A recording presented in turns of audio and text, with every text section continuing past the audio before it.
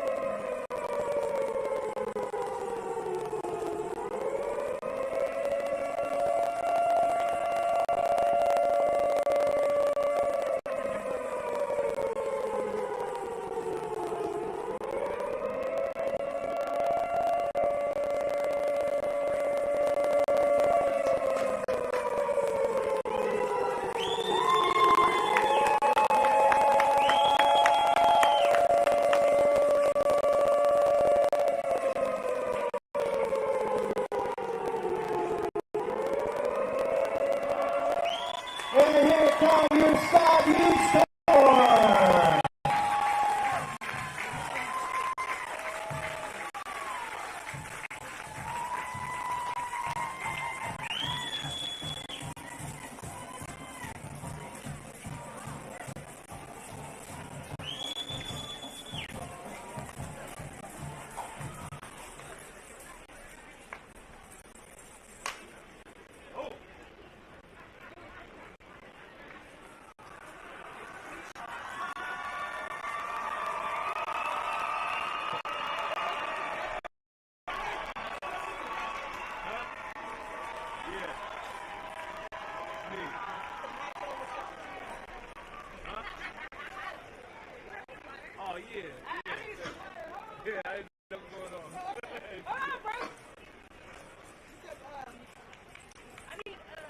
Hey, y'all grab that money.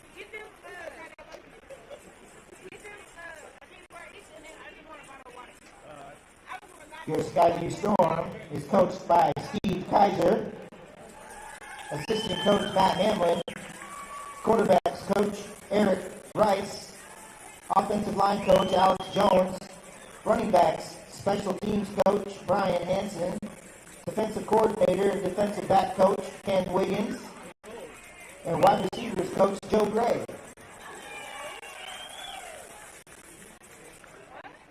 Your officials tonight are Bruce Hermanson, David Bauman, John Pellerin, John Meredith, and Douglas Kretz.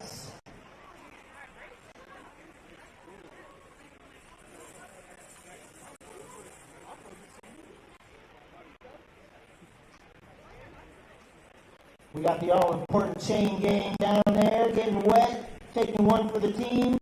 Cliff Yount, Brad Hill, Kevin Stromberg, and Brent Pabiason. Thank you, fellas.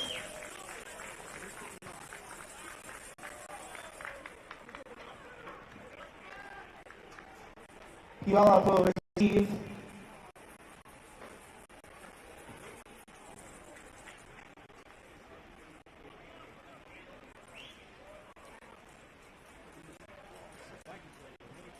And now, ladies and gentlemen, please stand and remove your hats to honor America by the playing of the national anthem.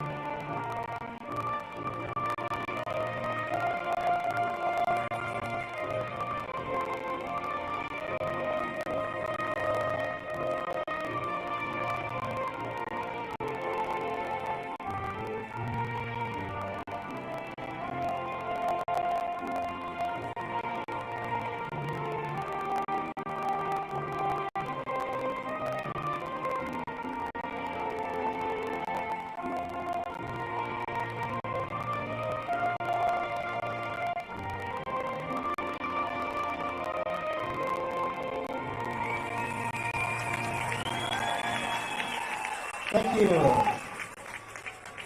Let's play some football, huh? The VPS Game Time crew led by Nick Voll. We're at Kiggins Bowl for Week 10 4A football between the number 2 team in the GSHL, Skyview Storm, versus from the South Puget Sound League. I believe they're the fourth place team up there, Paul, Puyallup Vikings. Yep, and gosh, it's just boring all day in Vancouver, as you know, and so this game is going to be the worst weather that either of these two teams have played all year, I'm confident in saying. So throw out the records, I guess. Throw out the records. Because it's going to be possible. Weather will play a factor, and it is coming down pretty good. And Kiggins Bowl is always the coldest place in Clark County anyways. Good point. For whatever reason, so the weather isn't slowing down, maybe a little bit. But Puyallup comes in. Paul, they were 6-1 coming in to Week 8 and Week 9. They lost a tough game to Bellarmine, and then also Curtis. Right, and I understand Bellarmine didn't even make it to the Week 10. Right.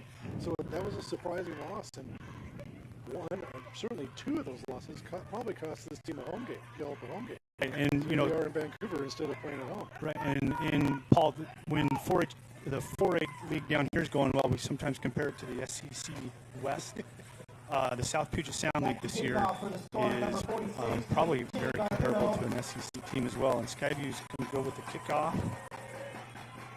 and that is going to be a touchback. So the Vikings are going to get the ball first. I was talking about the league.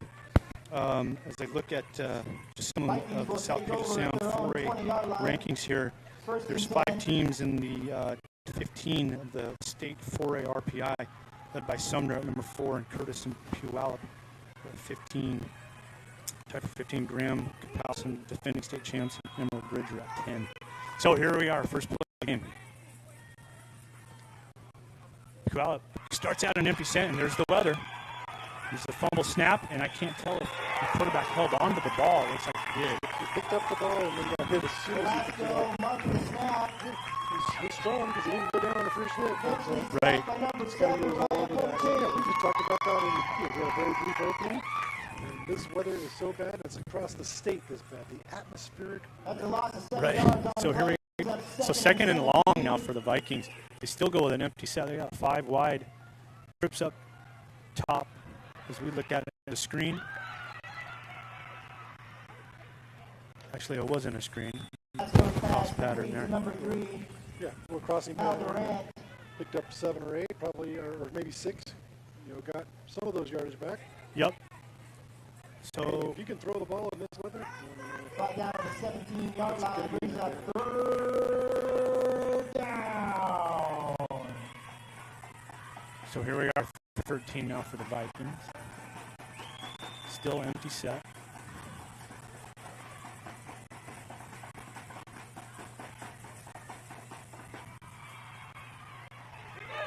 Oh, there's the pick. Skyview read that, and that is going to be a pick 6. So huge play. Cameron Crook stayed home. He read the quarterback. From our angle, it's such a weird thing. The angle, yes, receiver right to where we are seeing, yes, where we were watching. And I'm wondering, where's he throwing this ball? He kind of looked straight toward us in our direction. So I'm like, where are you going to throw this ball if he's going to throw it? And then when he threw it, I went, well, there's only one guy there that I see going to catch it, and it happened to be Cameron Crooks. There it was, right. So here's the replay. So here's that little staring right down at us. Right. And Crooks, quite honestly, I didn't see the 2 receivers in the white jerseys. I only saw Skyview guys over there. Right. Of course, they were there. I'm just saying, God, so real quick, Skyview jumps out to a 7-0 lead. Minute 22 seconds into the game. So Puyallup had a bad snap on first down, and then on third down they had an interception for a pick 6. So Skyview is going to be kicking off again, and that's the exact start that you wanted. if you're Coach Kaiser and the Skyview Storm. So I got we talked about the weather and how that's going to be an issue. I'm not going to say that was a weather issue there. That was a decision issue. Right. And I know the Puyallup quarterback, he would probably want to redo that decision. And that was a long throw. He was, he's on that other hash and came to the. So lining up again. Here's both kickoff teams out.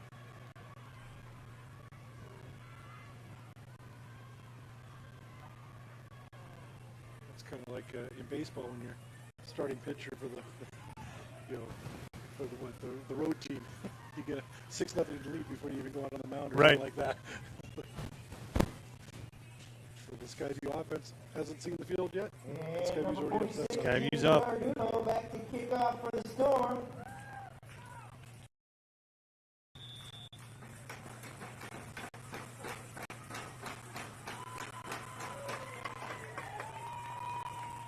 So again, there's the touchback for setting the tone for this game. Kicks another the Storm. one to the end zone. So Puyallup's going to try it again. Take over at their own 20-yard line.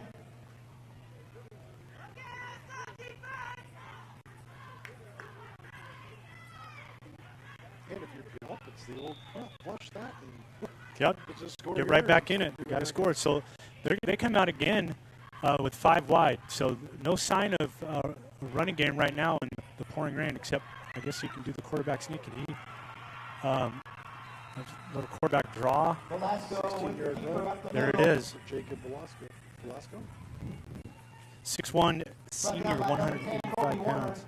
I was told he was the starting wide receiver. Nice game on the play. Brings up 1st and 10 for the Vikings. Got hurt when he came in and had a really good outing, and they just decided to go with the senior leader back there, and the sophomore will come in from time to time, I suppose.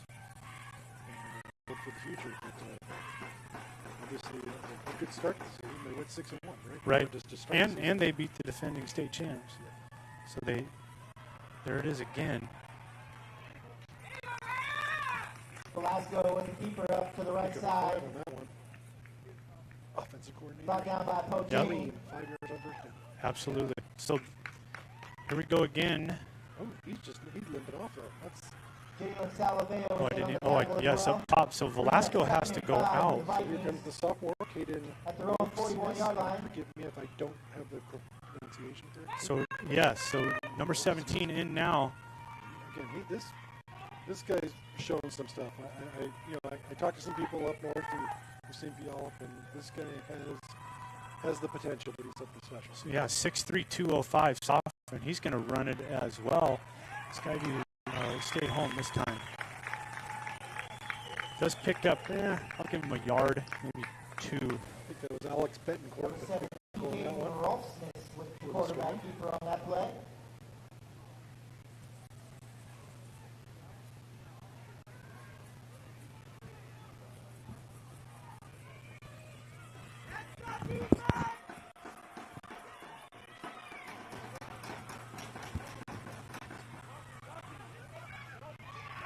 So I understand we are having some audio issues, so we'll still call the game, and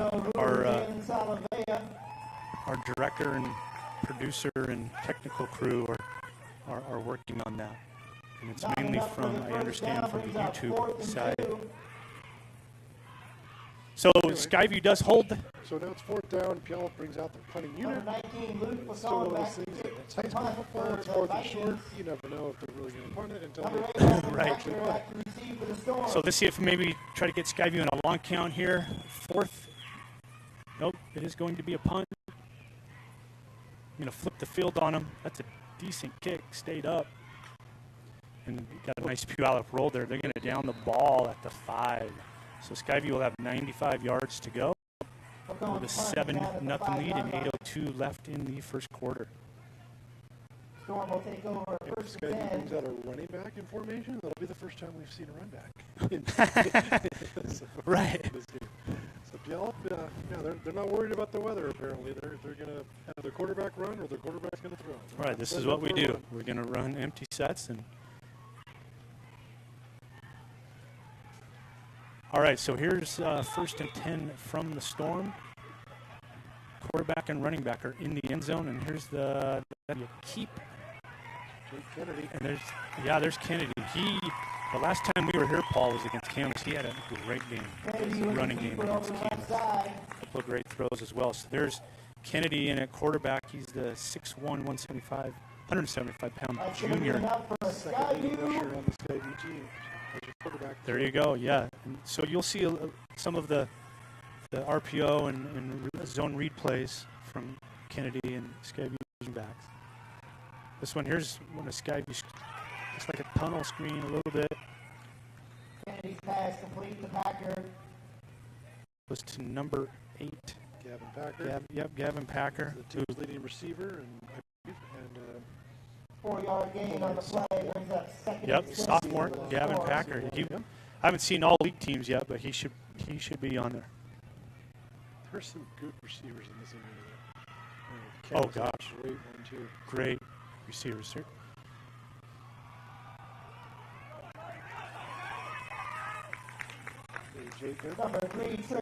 So there's the. Third and short. So, folks, if you're watching on YouTube, we're going to restart our stream at the end of the first quarter. So if you lose this, wait a moment, we'll return quickly. That's just what we're going to have to kind of just do a Control-Alt-Delete YouTube broadcast, and hopefully the sound will be better. So I appreciate your patience with that. We are working on that. Looks like Skyview here went with the hard count, long count, and jump, so they're going to pick up the first down off the penalty.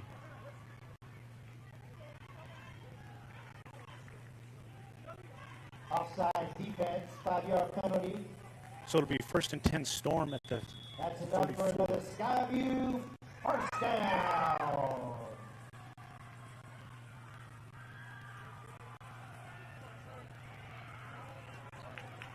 I don't think I've ever seen so many puddles Kennedy on the right field. side. Yeah, so I was down there about 20 minutes ago. I went down to talk to Coach Kaiser of Skyview and Brought down by say hello Wyatt to the Gordon. officiating crew. And I have been on that And field Leno Reinhardt. for years. Right.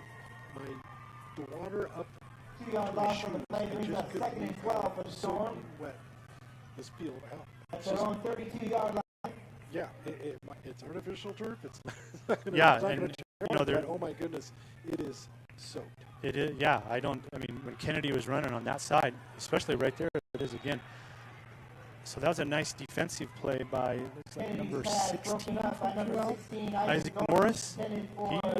J.J. Stromberg. Broke up that pass. Yeah, I thought he jumped it. Now it's 3rd and long.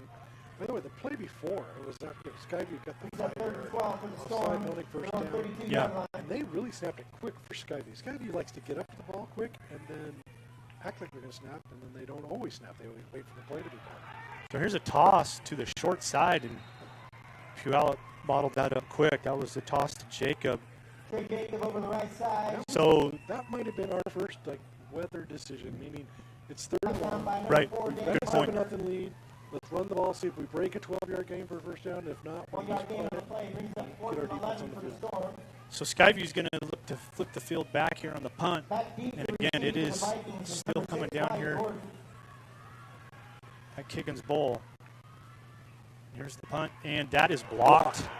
And the ball is live. The punter was hit, but that was blocked first. So it's going. Score. Sorry about that. Well, it's so Puyallup gets the big play on special teams, and they're going to have 1st and goal at the 4. I'm going to see where they spot See it. who got the block. I didn't catch the number. I didn't see it either. We'll see if we can get it on the replay. I think it's Compared to the 7-yard line of the Storm. 1st and 10 might Vikings. have been the guy with the block. Okay. So the Vikings now with a momentum shift. They were going to get the ball back anyways, but Skyview was hoping somewhere inside the 30.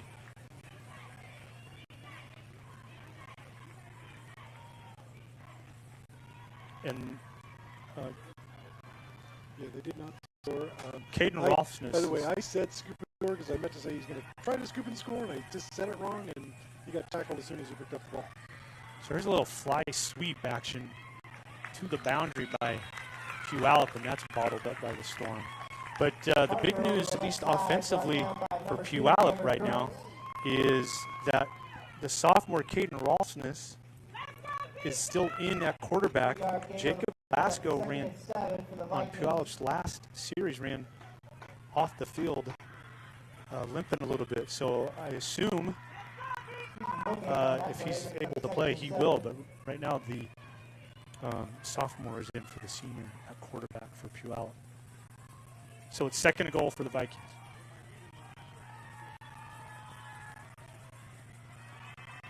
It's going to be a throw this time. Oh, Skyview is going to get the sack.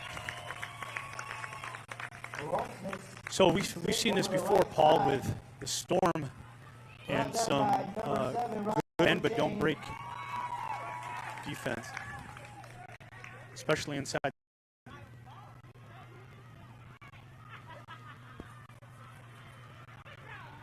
Poaching with I think it was a sack. I think it was. Yeah, I think they lost it. I think they lost three or four. So here's third and goal now for Puyallup.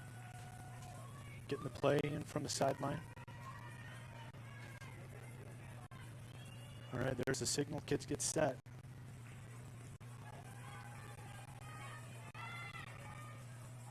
Here's a snap. That's just a straight quarterback, and that's 6'3", 205 pounds. Looks like 52 for Skyview. He was just a spy. That was Salavea. The way he reacted, he was just spying the quarterback. He was all over that, and you'll see him. Here comes the field goal unit. I thought maybe getting those 6 yards were going to make him go for it, but yeah, they're going to take the points, but again, this is a weather. It's still early. Good luck with the snap. I mean, the field goal. That's easy field goal. I mean, the field on this side so far, I've seen puddles, so we'll see. I mean, this is less. It's an 18-yard field goal. Yeah, it's an 18-yard field goal. And he boots it. So that's good. So Puyallup does get on the board. Skyview has to love that they held him a field goal. That drive started at the 6 or 7 yard line, Yes. right? So, Yep. So a special teams mistake. Special teams mistake by Skyview. They didn't block. So the punt was blocked, but the defense bails them out. So 7-3, 2:48 left in the first quarter. And now Puyallup will kick off to the Storm. So we've seen a couple of big plays, one on defense by the Storm to get the pick six, and then a few minutes later, Puyallup with the block punt, but Skyview defense goes up to the challenge.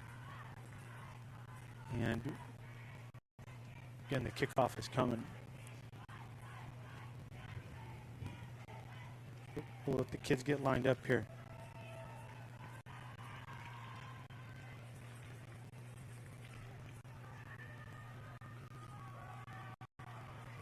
Let's give it up for your Skyview cheerleaders down there, rocking it.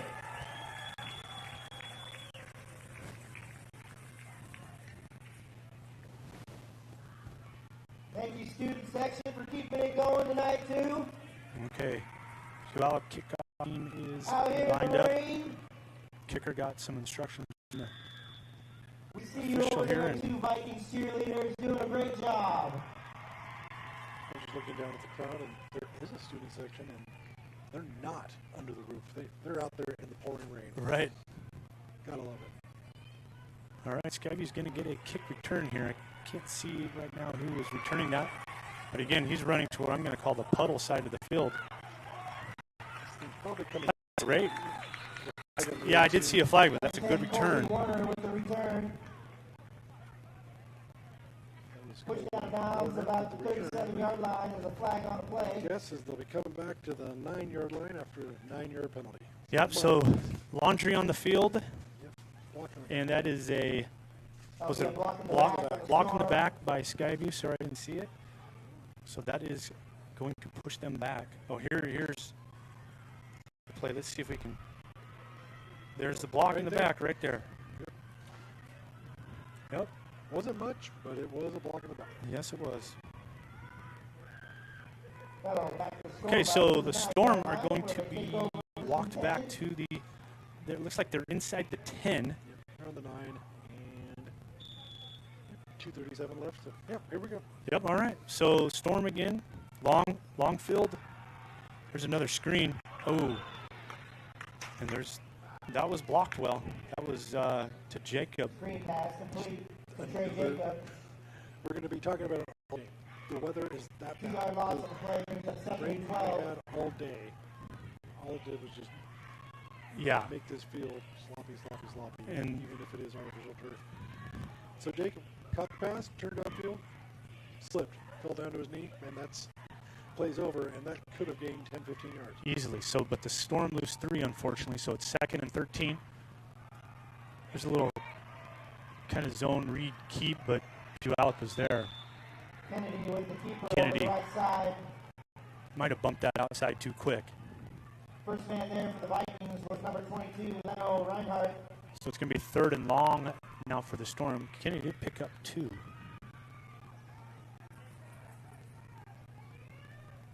I wonder if the offense will open it up on this 3rd and long, unlike the last try.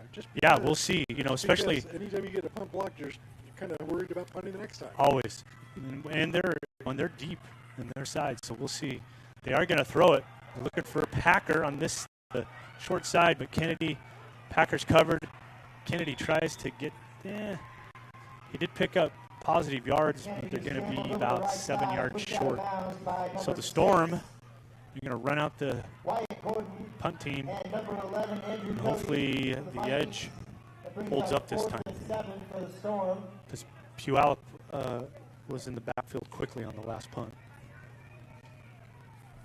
My block from Puyallup got the block last time, and he's out there again, and you just know he's dreaming of doing it again. So here, big rush again, but this time it is off, but it's a high punt, but short, but it does get a Storm roll. But Puyallup is going to start on Skyview side of the field, the 49. So good field position for the Vikings. They ran out the offense. Down to the 49-yard line of the Storm. They did get a couple of first downs on their second drive by running the quarterback. We'll see who's coming out. Right now, there's still no quarterback on the field. So Puyallup's all lined up with 10 players except the quarterback. But here comes the starting quarterback. So Velasco is in, but I'll be honest, he has a noticeable limp. And we'll see, because they ran him a few times. And here's Skyview now. And Jacob Velasco back in at quarterback for the Vikings.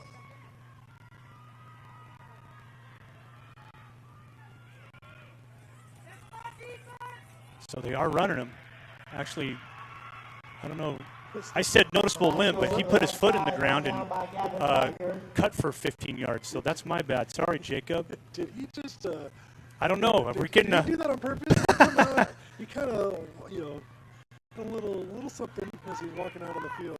I'm hurt, and then he takes off running very, very fast. He didn't seem very big with the ball. So Velasco picks up 15 roughly, maybe a little bit more, and then they bring in the sophomore now. And he's going to run. And Skyview was ready for that one. Picks up maybe a half a yard, so it's going to be 2nd and 9 for the Vikings.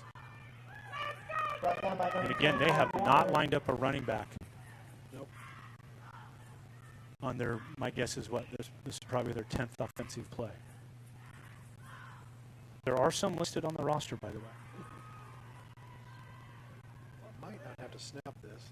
They got ready to snap real quick, but they might not have. Yeah, I'm wondering here.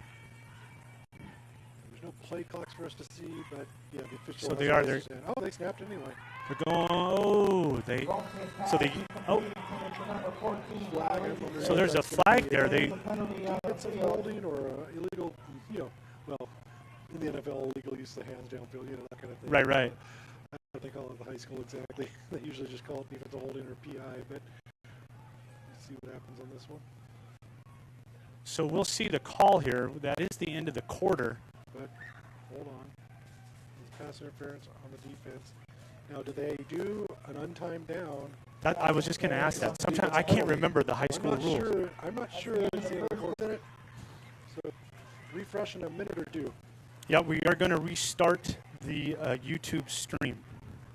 right now. So, again, appreciate your patience with that.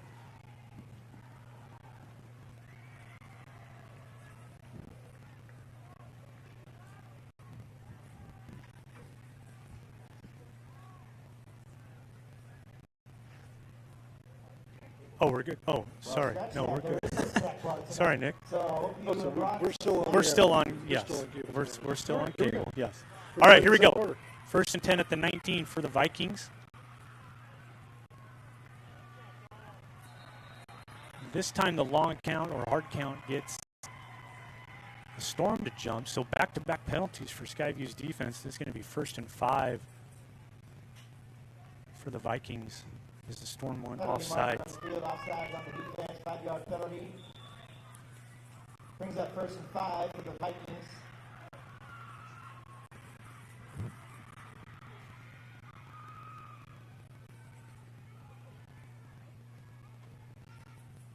So here's the play call.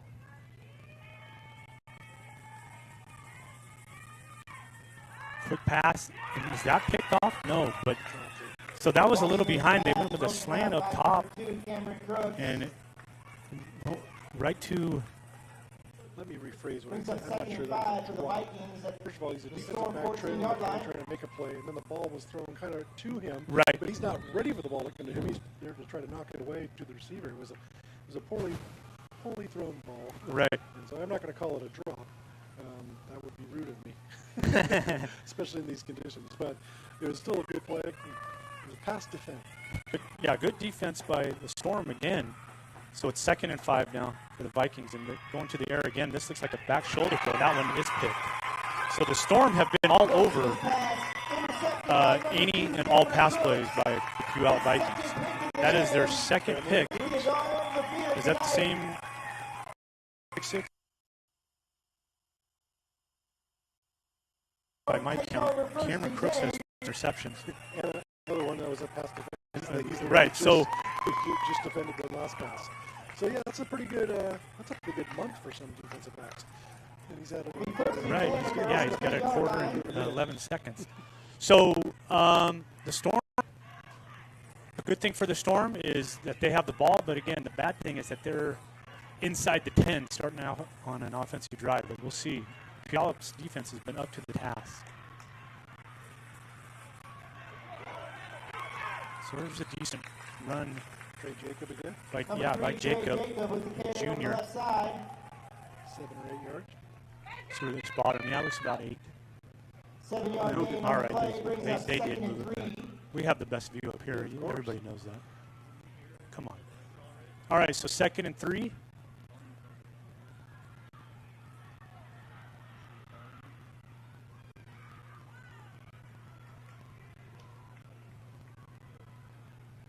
Skyview getting their wide receivers are on the numbers, so they're pretty wide out, just trying to spread out the D for this. And that's a great inside run there, and again by Jacob. So he's picked up on 2 runs about 25 yards. Nice game on the play. That's going to be That's 20 yards, but still, those are 2 good runs. I'm not going to correct you. Well, you got to correct me, and Brian will correct me. It was too. 16 yards, but that's okay. But it'll work. It's a first down for the Storm. It's 1st down for the Storm. Here we go, 1st and 10. Oh, you're right. They were started at the 10.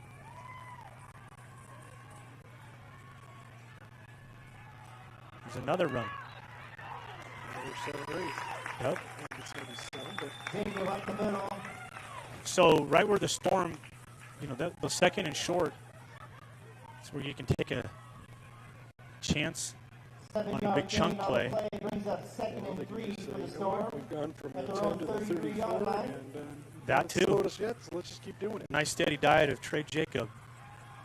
Maybe a Jake Kennedy run. Clock ticking down. Yeah. 10 minutes to go in the 2nd quarter.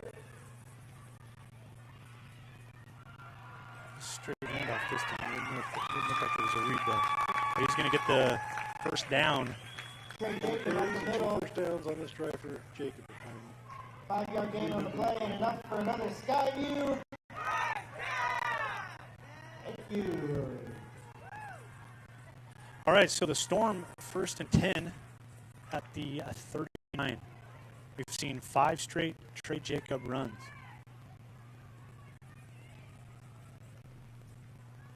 This time Kennedy's going to roll out. Oh! You don't see that very often. He was a little behind Gavin Poffin. Poffin, yeah, a little behind him, But I guarantee you, Brings up 2nd and 10. knows he could have got that. I mean, sometimes you got to make a play for your quarterback too. Yep. So yep. He's going to feel bad about himself. Quarterback's going to feel bad about his pass, not exactly where he wanted it, but the receiver there knows he should have got that. Somebody's yelling to hit you in the hands. All right, here we go. This time there is the read. Kennedy off the right side. Excuse me. And a flag down, and we know what that usually means. Yep. Kennedy over the right side. On the scrimmage, so Penalty marker on the play. I like to, think of how I would stat it. If it's beyond line of scrimmage, the runner would get the yard flag. If it's at the line of scrimmage or behind, there's no play. No play. Right. So.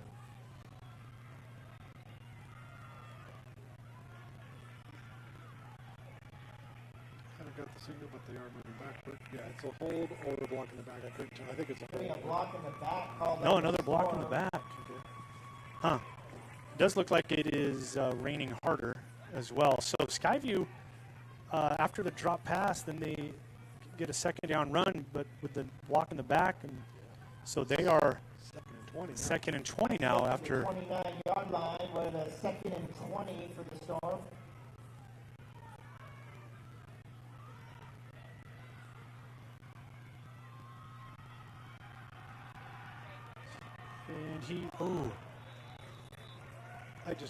And I was going to say that's not Kennedy usually. That's so there was no. I don't believe there was a pass rush. Just kind of sailed on him. Just sailed. Yep. So they're going to be running in dry balls every play now. Folks, just a little bit of update here on our technical difficulties. Resetting the YouTube stream did not work, so we need to reset another device, which we'll do at halftime. It will mean we'll be off air on cable and YouTube for about a minute. So please bear with us. We thank you. We will do our best to get those. This looks like they're setting up a reverse, and Packer is going to throw it. Packer was hit. And there's a flag. So now remember, that is not an automatic first down in high school. Right. So it will be 3rd and 5 now instead of first down. Because it's 3rd and 20. So they'll get the down back and the 15 yards. Okay. But it will not be a first down if they're calling defensive pass interference. So Skyview with the reverse pass. Packer got the ball on the reverse, and he threw it. I didn't see who he was throwing to. Was the quarterback? No, or Kennedy stayed in. It was Poffin again? Okay. So, number 9. Okay.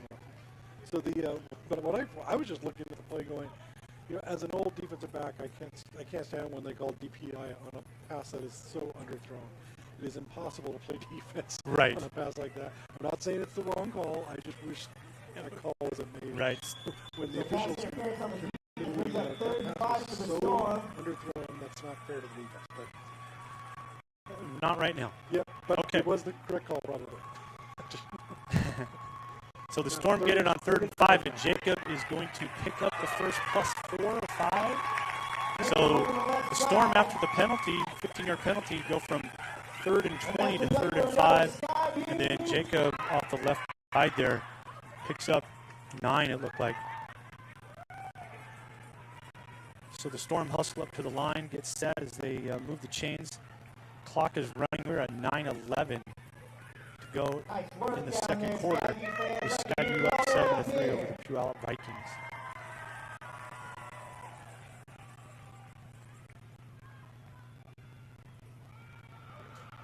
Kennedy with the keep. Kennedy with the keeper.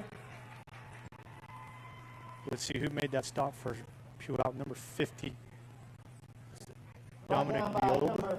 If I pronounced that right, Dominic. 6'2", 95 pounds. Sophomore. That goes in his highlight reel. Yeah, good read there. Oh. Now that play on first down. Yep, so there's the hard count. by Kennedy. And Puyallup jumps offside, so Skyview's going to get another 5. So it's the equivalent of getting 5 yards on first down. Yep. So the big play by Dominic doesn't mean That'll be a 5-yard penalty. Just kills you as a defensive coaching staff. Brings up 2nd and 5 on the 40.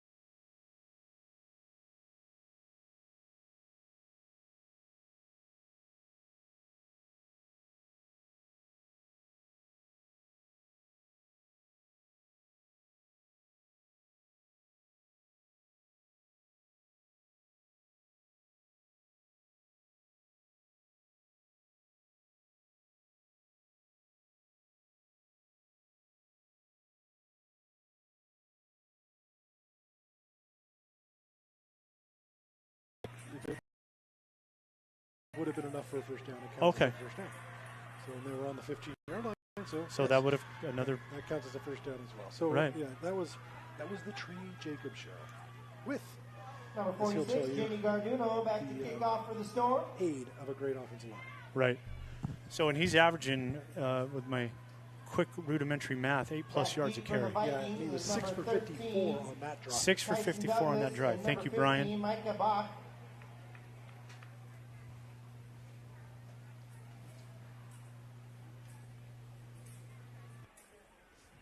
So the Storm, third kickoff tonight.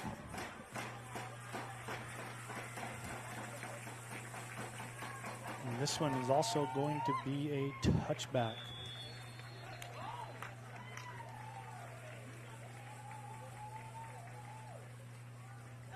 Mr. Garduno is not having any kickoff returns tonight. So we'll see if As he Puyallup goes through the end zone again. can get going. I did receive word from our director, Nick Vole, that audio should be fixed now. Woohoo! So I apologize. Now everyone can hear my voice. Sorry. Vikings take over Thanks, at Paul. the You were always with 20-yard us. line. All right. We'll see if the Vikings can respond. It does look like they have a running back. What? Yes. So there's a running back in the backfield after going 5 wide for their first 3 drives that resulted in 2 picks. But the running back did not pick up much. I didn't see who ran the ball there, but he picks up. Number 23, Ty Looks like 2. Razzarini with the carry for the Vikings. Running back was Ty Balzerini. Okay. And I want to say Po Ching again from Skyview got the tackle. But Right. So here's second. And did he pitch it? He did pitch it. That was to Razzarini with the carry over the left side. Balzerini again, and he picks up. Brought down by Jalen Salavea. So it's third and 3. manageable. But it's interesting. This is high school football. It's like Brings up When do you start going? I know you don't go for this sort of 14-3. It's only the second quarter, but Right. Skyview gets another touchdown before you score again, and that's going to turn ugly. So we'll see what Puyallup has. They have trips right, single receiver on the short side of the field on their sideline. He's going that way, but that was blocked. That pass was blocked at the line of scrimmage. Hope to see a replay on that just to see. Yeah, I can't see. We do have a replay. That's number 52. It looks like we got for the Storm. Salavea. He's been all over the field. So he's been all over the field since week 1. Yes, he has. Brings up fourth down for the Vikings. So a quick 3 and out for the Vikings.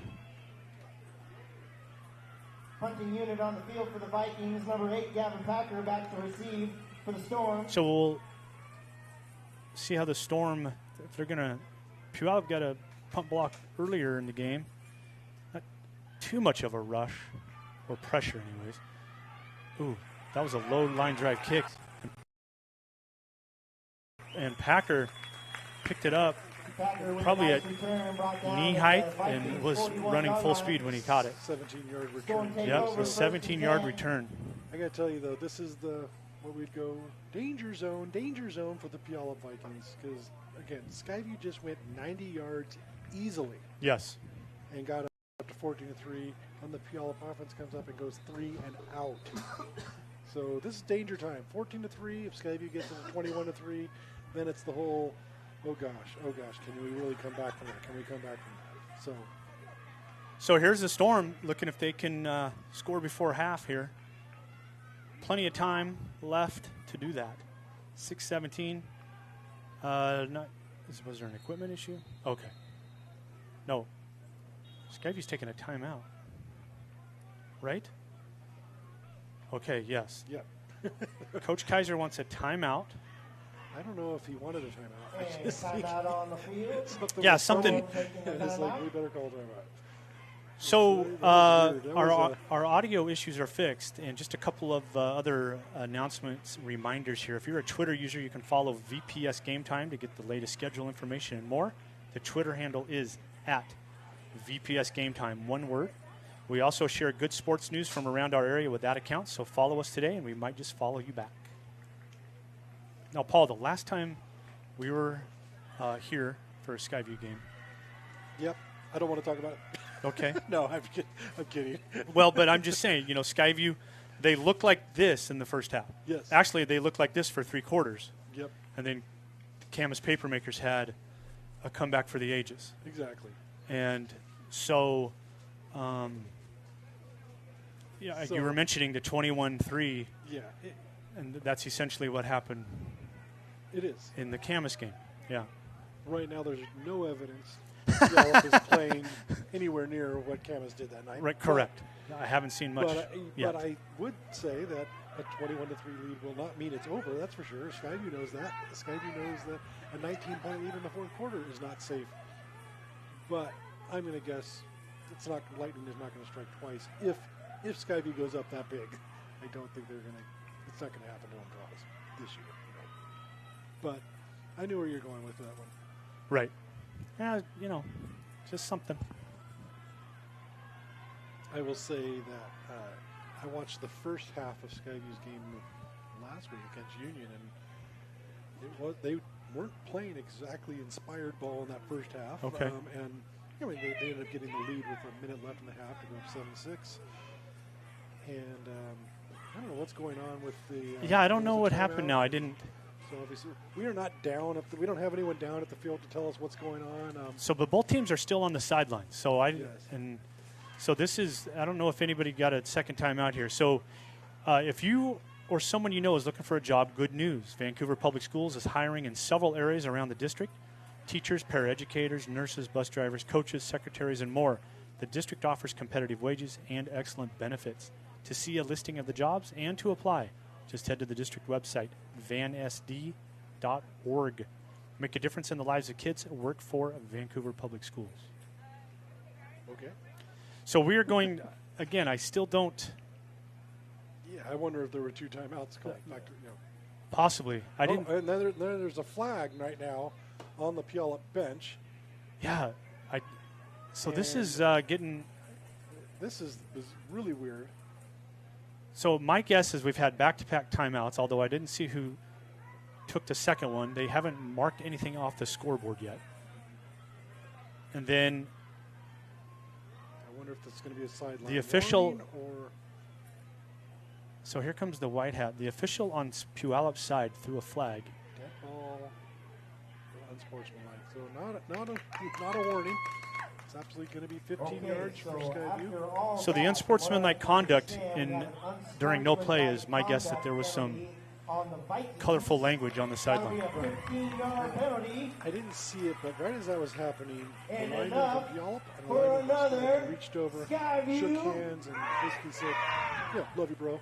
Okay. And I'm wondering if there was some trash talking early, that right. set up the timeouts or whatever, and just try to calm everybody down. Okay. But then it looked like a coach said something to the official he didn't like it. So Kennedy to throw and has Packer, but so that was juggled in the end zone. But the Puyallup DB was right there as well. So Jacob Velasco, was that number 10, the quarterback? Yeah. The quarterback for Puyallup is playing. he's back in, but he's playing on defense now. He So made that play on defense. Almost had the interception. So he's in at safety for the Vikings. So the Storm's 2nd and 10 at the, looks like it's the 26. There's the handoff. No. Kennedy gets outside. And he's going to pick up the first down, and it looks like it'll be goal to go. Nope, got a flag. Oh, Paul is seeing the laundry on the field tonight. So I thought he handed it off. It was a good mesh there. I thought Jacob got it, but Kennedy pulled the ball and bounced off the right. Flags on the 23. Going to be a hold or a block. It's going to be probably a hold in that area. Yeah. Oh, block in the back. Yep. That's another block in the back. That's 3 on Skyview in the half. Kennedy will get credit for a 3-yard gain, but then a 10-yard penalty will bring it back to the 33. And you replay it out. It's going to back the ball up to the 33-yard line of the Vikings. Brings up second. All right, so 17 second for the now, Storm. and looks like 17 for the Storm.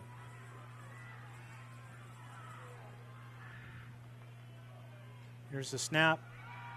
Do kind of a quick bubble screen. Got the penalty back plus some. So it's going to be 3rd and 9. Pass to Riley Artis. And there wasn't a defensive back within 7 or 8 yards of him. No, that was the biggest cushion in the history of cushions. in the history of cushion. I like it. All right, so here we go. Storm, big 3rd down for them. I could see them going forward on 4th here. Working hard.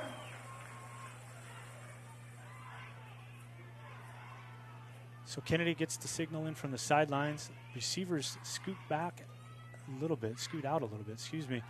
This is going to be kind of a back shoulder fade, and that is, I thought it was picked for a second, but that falls incomplete. 4 for Puyallup ran into each For other. number 8, That's interesting. I think it was Mal Durant and Dane Parker bumped into each other. Either one of them could have the interception.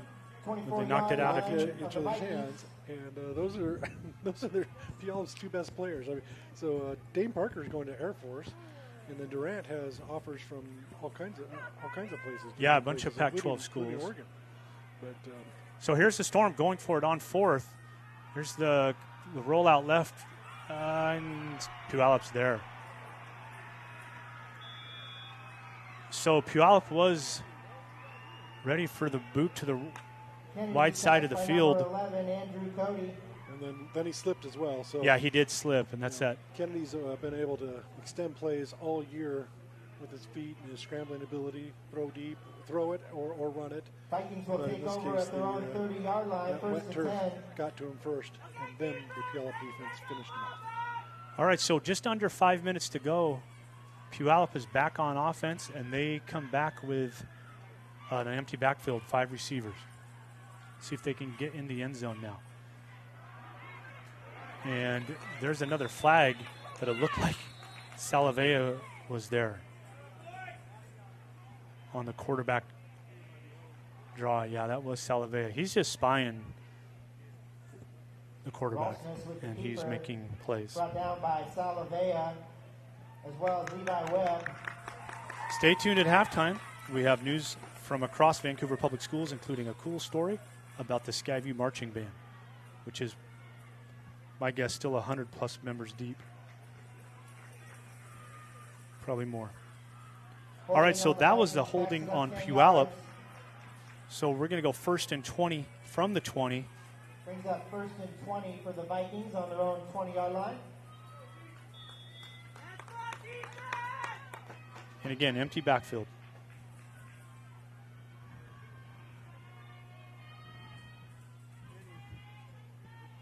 Here's a snap.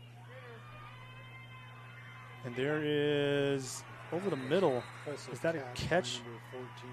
That was a great catch. Kai Richardson? Kai Richardson. Really nice catch. 6'4", 205. That looked like really good defense. Here's the replay. Right. Oh, yeah. Yeah, just put it right in between them. That's a good throw. Brings up 2nd and 4 for the Vikings. One of their longest plays of the day. Yeah, I was thinking that one of those runs by Velasco earlier.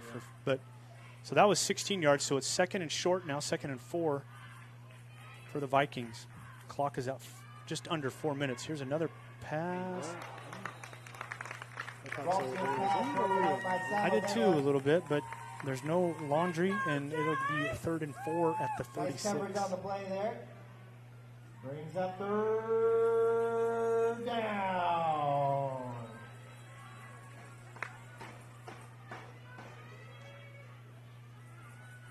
I'd watch the quarterback run this time. See if they move Salavea out a little bit. Yeah, so he's over 33. He's still spying, so he's got multiple responsibilities here. That's just looks like a straight drop. He turned upfield.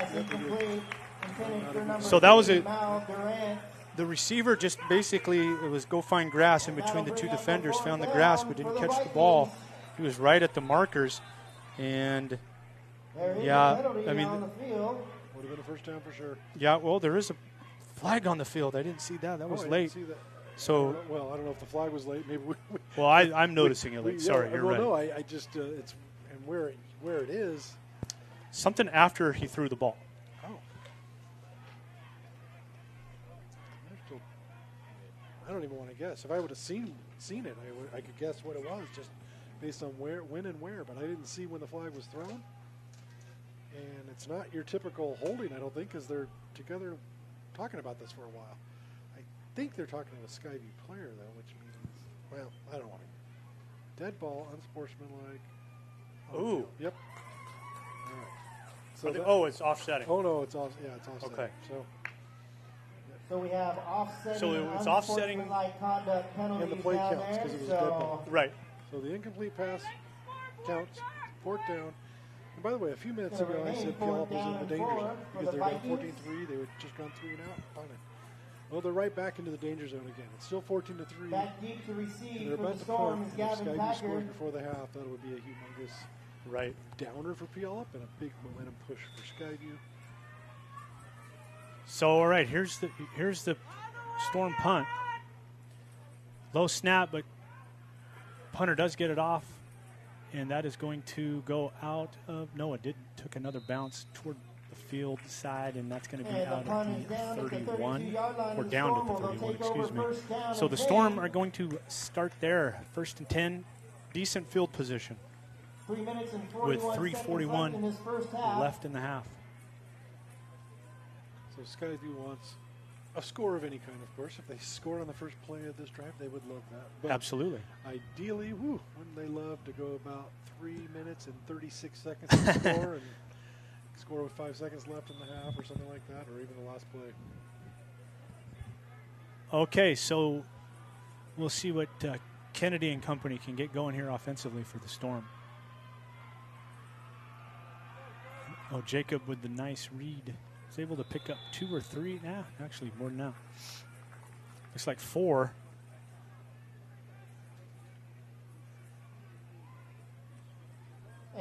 rush up the middle by Trey Jacob.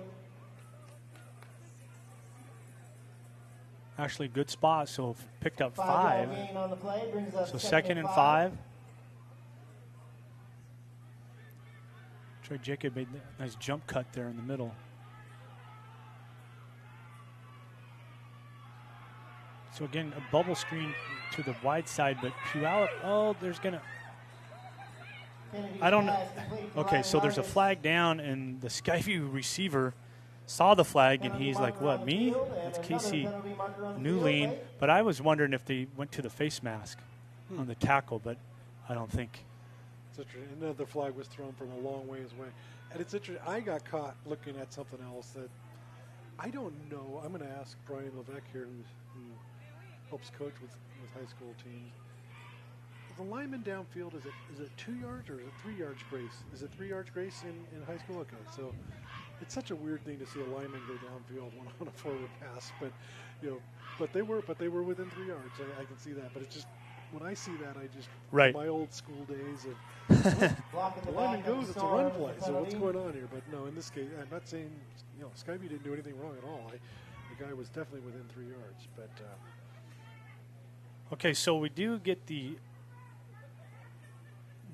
holding How you doing down there, student section? on the outside on the bubble screen by This party going. How you doing, on cheerleaders for the Skyview. Storm? So they marched that off. How you doing, cheerleaders for the Vikings? Oh, how you doing for the Storm? So it's second and cheerleaders? 17 now for the Storm. Storm?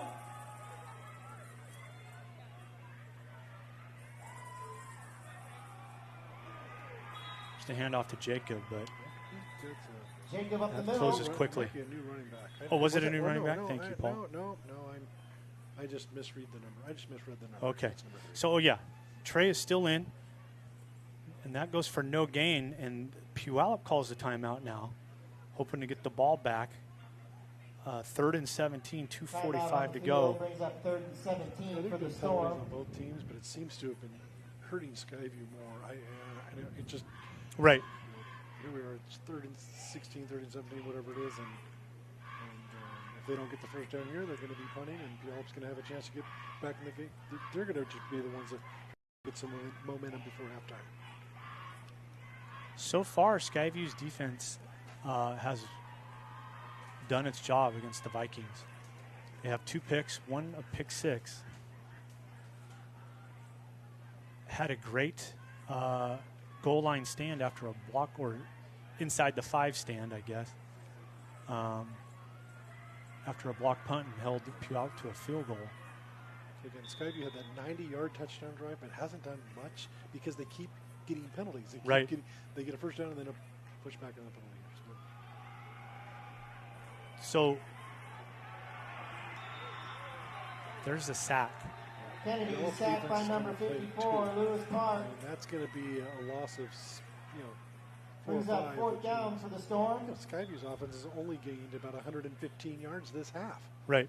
So, And they average probably close to 5,500 a game. by the way, I did not see the number. I was trying to watch the play while I was watching this guy. A guy's helmet came off in the middle of that play. Did you see that, Tony? I didn't see that. So it was a Puyallup player's helmet came off, and I wanted to just give him a little shout out because he did what he's supposed to do. He just stopped. I'm not sure if you knew this, but in high school football, if your helmet comes off in the middle of a play, you can't continue to go after the ball carrier. You can't continue to do anything because that is a 15-yard penalty. We saw that last week. I saw that last week at Kingsey Stadium, I believe. But anyway, a guy lost his helmet and he just kept running after the ball carrier. And they gave him a penalty. Called him a penalty. Yeah. So the Storm are back to punt, and Puyallup's going to get the ball back. Puyallup's best play this year, this game, has been the punt defense. Right. Because they blocked the punt and got a field goal out of it. So there's no return on. This is straight block, and that was super close, but the punt is off. And Puyallup is going to get good coverage by the Storm on number 6 there, Wyatt Gordon. That was a great catch of the long snap by the punter. Right. He got the punt off, I think he got bumped into a little. They could have called running into the kicker. I don't think it would have been a 15-yarder. Vikings take over first and 10 at their own 41-yard line thanks to that great play on special teams. So, yeah, it was. He played the short hop there. You can see it on the replay. He did get hit a little bit, but it wasn't too bad. It certainly wasn't roughing. But that was, I think that was Brady Davis, the punter, and he just saved some points. Yes, he did.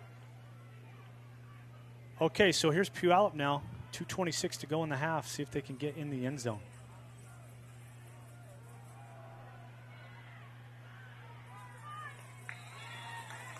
Rolfsmith over the left side. So I'm going to go back to the punter again.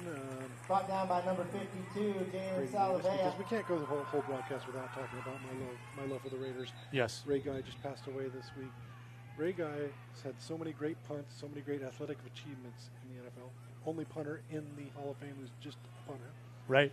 But in Super Bowl 18, he caught a long snap that was so high. He jumped as high as a basketball player to catch it and then punted it. There's that great picture in Sports Illustrated with the one-handed. Exactly. And so that saved points, and that was early in the game when anything could still happen. The Raiders ended up killing Washington that game. But at that point, you didn't know what was going to happen, and Ray Guy saved points by just doing that. And that's exactly what Brady Davis just did. He did. In this case, it was a low snap.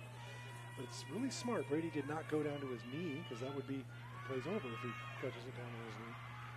So, very smart player by the Skyview punter. Rolfsmith's pass complete to number 3. So on the second 8, Mal Durant. Puyallup goes to kind of a little comeback route on their side. Salavea with another tackle on the And play. picks up 2, maybe 3.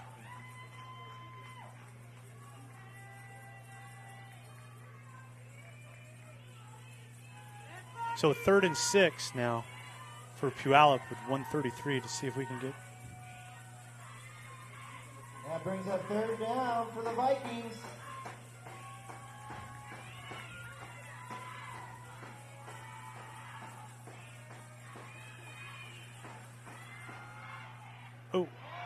There's a little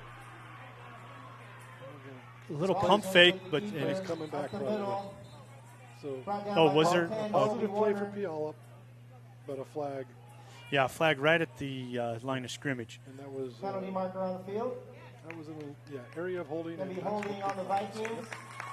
So Puyallup gets a positive play, a first down that would have continued the drive and probably meant that with barring a turnover, they would end the half either with the ball or scoring.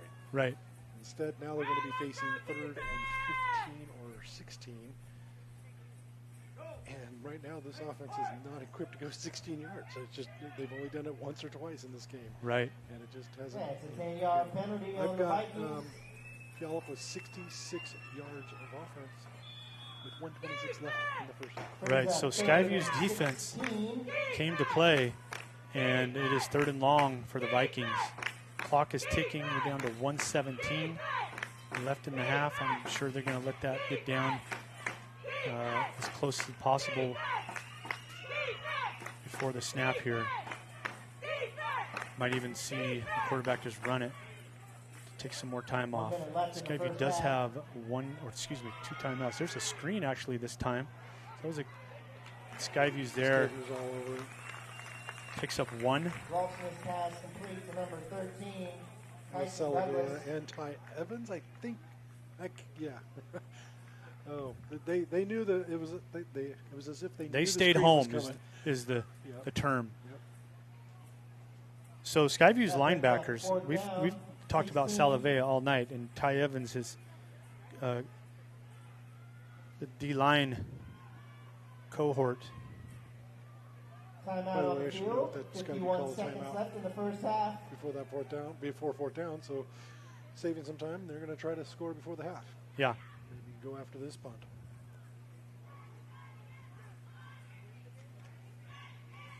So again, a timeout on the field. 51 seconds left in the half. 14-3 Skyview in this Week 10 Washington State 4A high school football matchup. Packers deep to return for the Storm. Okay, there's the whistle. Good snap this time. Good kick and nice coverage by Puyallup. Wraps up Packer. And the Storm are going to start at the, looks like the 22, 23-yard line. 41 seconds left. This is, and you're up 14-3. I don't know. I mean, Yeah, I think, I don't know. I know Maybe on first down, maybe. I run the ball on first down and see if you get 8, 9, 10 yards and see what you can do. But you're dominating this team right now on the scoreboard. I mean, but. Excuse me, his name is Trayson. Yeah, we'll see. So Skyview is going to go. My guess is they will pass and try to get downfield real quickly. I'm not saying give up on the drive. I'm saying try to break one on the run. Right. And if it doesn't work, then the clock keeps going, or you force them to call timeout. Right. So Don't Skyview's give them going an easy trips one. left. They are going to throw, and there's a screen to Jacob, and he picks up the first down. We'll see. Kennedy's pass complete. It wasn't a run, but it was kind of a run because Right. it was a That's easy enough screen for to your another running back. Skyview. And, 11 yards, and now clock stops temporarily while we get the chains. And the clock Skyview gets set not- quickly. not going. All right, the clock is starting. We're at 20, probably 25 when it's snapped, roughly. It's another screen this side. Kennedy's pass complete. to Packer, he Packer. gets out of bounds. 21 seconds left. Pushed out of bounds at the Storm 43-yard line. Thinking of in terms of NFL, what you got to do to the field goal. Right, right. Second and 3 In for high the school, it's so Storm. much closer. Right. 21 You know? seconds left I would say we got to first get to the half. 25.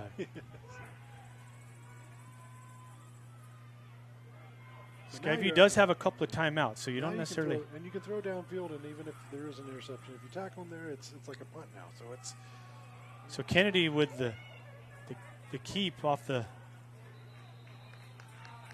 Kennedy with the quarterback down. keeper up the middle. Clock stops, and then I believe Skyview's just going to call a timeout to not try And to. that's another. Right. So they'll probably get in 2 play calls here. Skyview does call a timeout. There's 14.2 seconds. They're at midfield. Yeah, you can throw this 25, 30 yards downfield anywhere now. Again, if it's intercepted, it's like a punt with 10 seconds left in the half.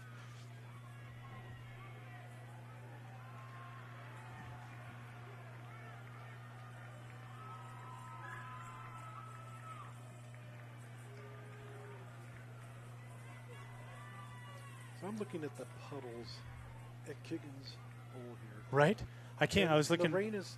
There's one right here about the. It's harder. It's actually. Yeah, coming it's down raining harder. And I didn't think that was possible. It was- Yeah, it's coming down. You can, and the lights too. It's coming down in sheets. Does look like the wind has died down a little bit. I look at the trees, so that's. And yeah, the flag is basically actually it could just be matted down from all the being too heavy. All right, here we go. So Skyview at midfield, 14 seconds. 1st and 10. Here's the snap. Here's the handoff. Oh, great cutback by Jacob, and he's going to get loose, and he's. Oh, I'm going to. Did they? I thought the ground caused that, I but did not. I thought the ball. was the ball out? Okay. Now, if we were in the NFL, maybe his knees down, but Sure. I thought the ball here will see. So here's the knees replay. Fumble Great on the cut, play. couple of great cuts, great block there on the outside, and right there on Yep, that. ball So comes out. Ball yeah, comes that ball and is goes out. Yep. But again, all right, you know what? But Skyview did its job. It Picked up by got the out of Vikings. danger, and it's like Vikings throwing will it deep take and getting over intercepted 1st with and 10 4 seconds left. It's at their not the own end of- 23-yard I know they line. wanted more, but they didn't give Puyallup any points. No, right. So all in all, I think as Puyallup looks to take a knee here.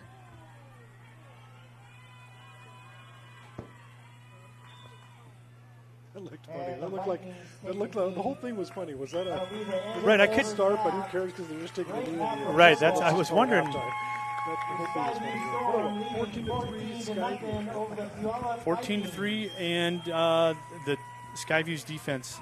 We are going to remember stay with us, and we're going to give you some news from across Vancouver Public Schools, including a cool story about Skyview's marching band. Oh no! Oh, hold on. I'm First sorry. of all, we're going to do some. We're going to do replays. some replays first. My bad. Thank you, Nick. So we're going to do some first half highlights. Hopefully we'll see this interception for the pick six. Yeah, so let's see as we get these booted up here.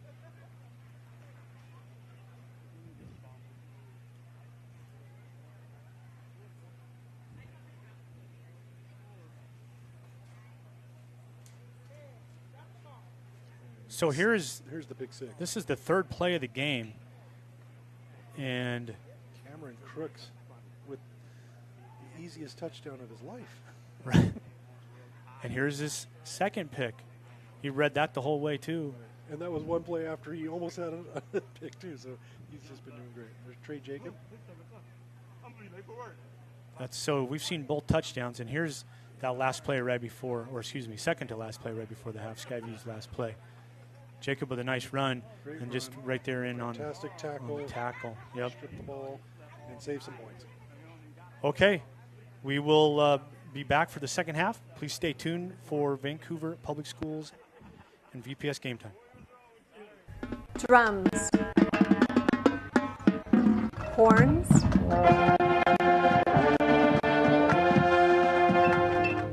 Keyboards. And perhaps the most important instrument, dozens of feet, moving in rhythm.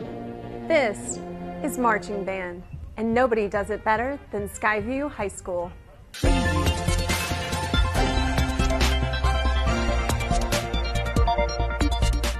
Hello, and welcome to Work in Progress. I'm Erin Lark. Like its sports teams, the marching band at Skyview High School is a winning program that sets kids up for success. And like a sports team, success is earned with teamwork, practice, and a lot of sweat. Each horn, in turn, hits its cue. Each instrument is a small part of a massive whole. It's a lot of, I would say teamwork. It's a lot of like focusing and being in the moment rather than thinking ahead.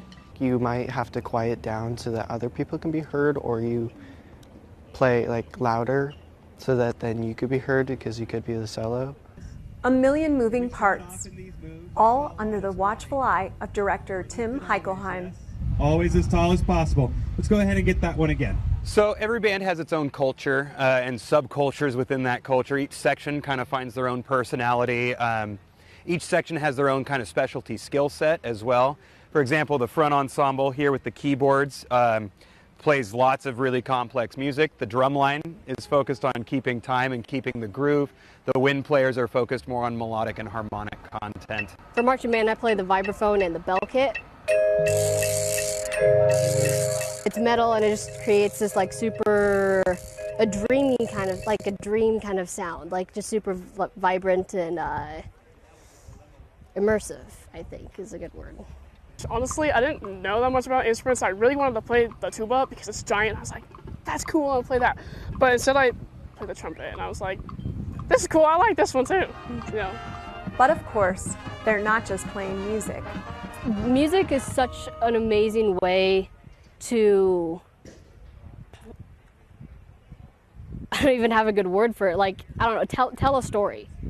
It can tell stories, it can describe a it could describe a person, it can describe a situation, like, it can just really tell emotion by, like, how it sounds, like what notes are being played, if it sounds sad or happy. We custom design our shows. So we storyboard just like you would a movie. We create events within the show, and then the composer writes music that would portray those events, and then I'm the visual designer, so I write all the visual that would also portray what the music is demonstrating.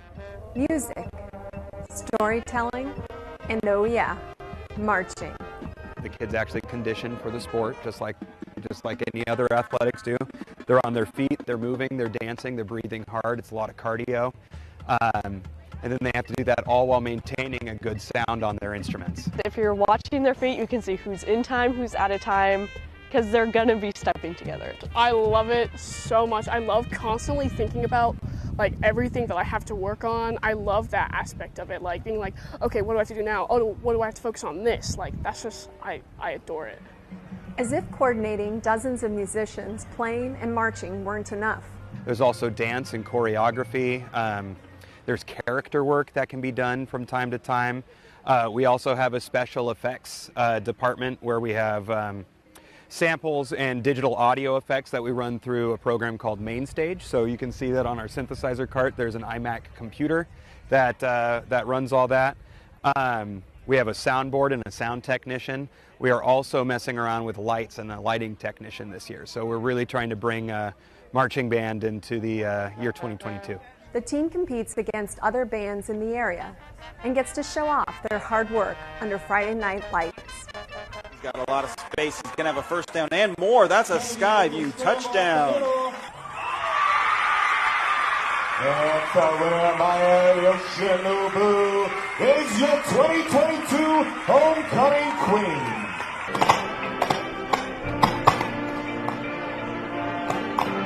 With that many plates spinning, things don't always go as planned. You can drop a mallet. You can forget to put your vibraphone pedal down. A lot of things can go wrong. Well, there's a lot of things like wrong fingerings, wrong notes. These break very easily. It's always saxophones or clarinets that are broken. It's never really a trumpet.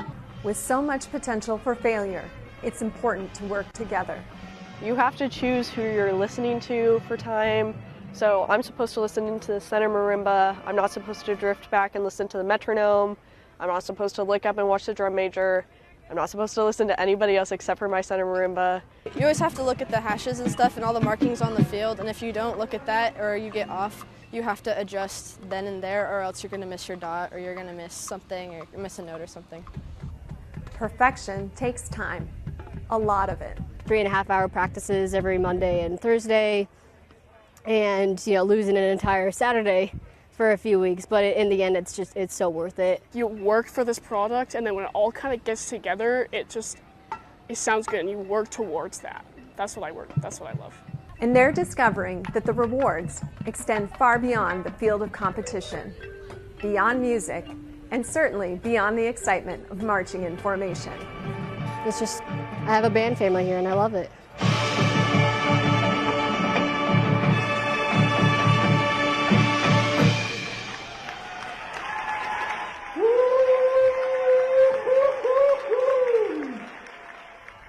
The Skyview Marching Band performs throughout the fall, culminating in the championship competition.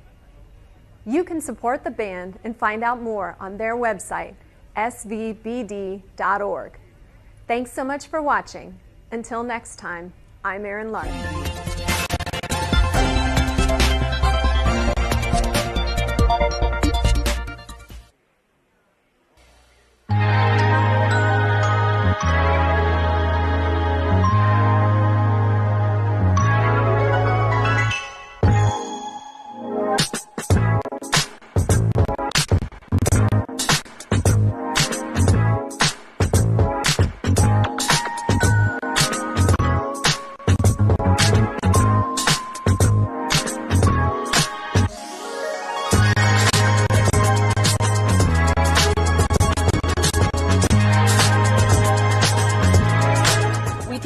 Drivers that they are the face of VPS. They're the first person that kids are going to see in the morning. They're the last ones that they see.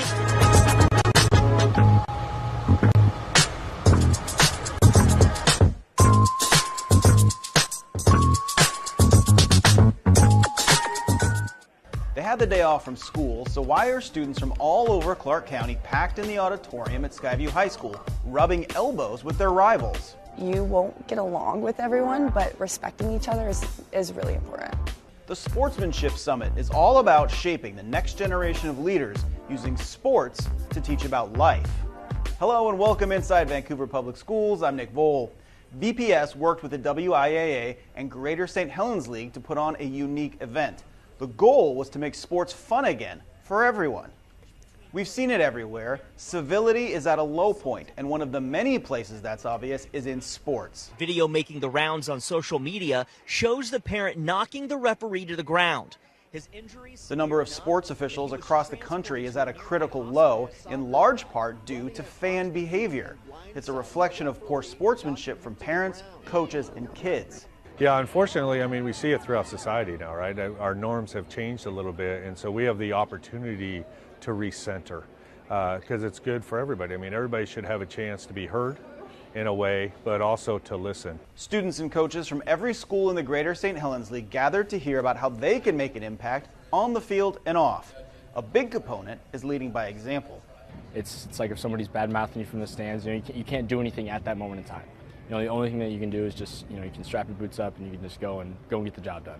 And show them on the field instead of showing them with, other words. Just show them with your actions. Not everything's going to be happy and positive all the time, but genuinely finding the best in every situation is what's going to get you through to the next situation. And I think demonstrating that to my fellow parents in my life, classmates, teammates, I think that gives a new aspect and it brings life back into situations that might be a little difficult to handle. Clearly, kids get it, so why not the rest of us? The adults know, and we're supposed to set the standards, but you can't control people, right? It doesn't matter what rules or laws we make, you can't control them. So we need them to understand the why of it and then opt in. And I think the opportunity here is students. Students are the ones are going to be the most honest. They're not worried about the politics of it. They're the ones experiencing it directly, and then they're going to be the next coaches and parents whose own students are going through it. So it's awesome to have this many students here today. With hard work and an open mind, these students and coaches are working to make high school sports the positive environment it should be for everyone. It's an amazing opportunity. We can't mess it up, and not only protect it, but we have to enhance it. Sportsmanship is a priority for the National Federation of High Schools, which has started a campaign to promote it. Here in VPS, the athletics department began its own campaign last spring, including a series of videos, which you can see on the district YouTube channel. And if you're interested in officiating, now's the time to start. Go to WOAofficials.com to get going. Thank you so much for watching. I'm Nick Voll.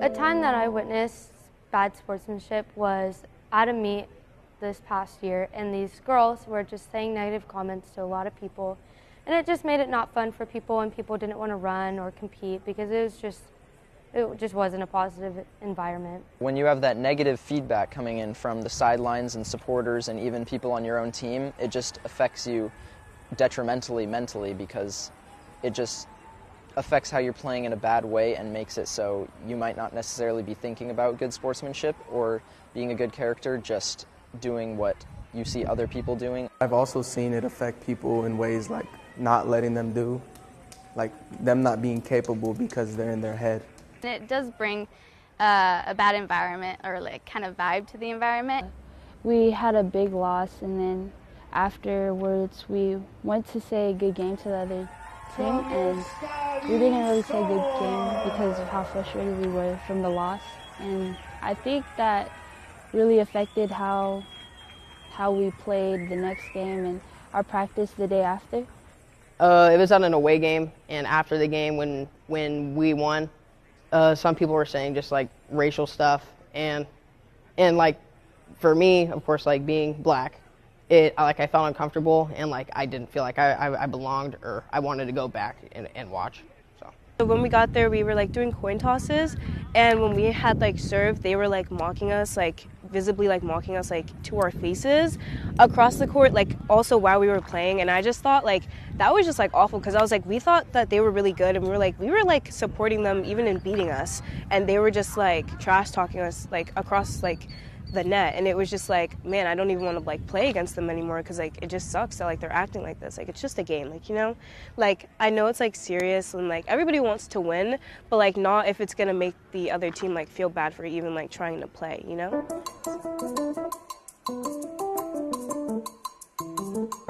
We were all super excited, obviously, and they were defeated and were sad because they had just lost. But before we did anything, any celebrating or anything, we made sure to go console the other team, and I think it really left a positive outlook for them on us, because their coach, next time we were up there, had said, "Thank you guys." That meant a lot to us. A lot of the times, like when we see someone fall and it's like bad, no matter how competitive the game is, we go and pick them up. even if it's our rivals. It makes everyone realize that stuff can happen. You want to do the safest way possible you can to help other people. I took a really big fall, and the girl fell on top of me.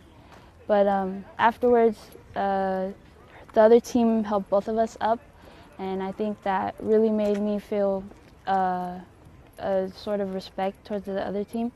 And afterwards, we just had really good. We had a really good game. With bowling, we do a lot of cheers after strikes and spares, right? And so we have our own as well. Like as a school, you have your own. And so good sportsmanship there is when other schools also join in on your cheers, or we join in on their cheers. Like it's just, that always brings a better mood to the team and like the competition. Well, having a positive experience makes you want to run more or compete more and just continue to do your sport in any sport.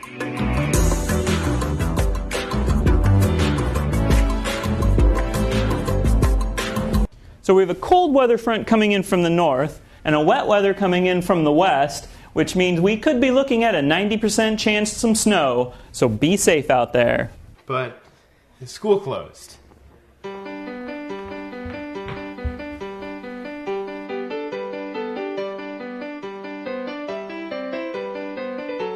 Sorry, guys.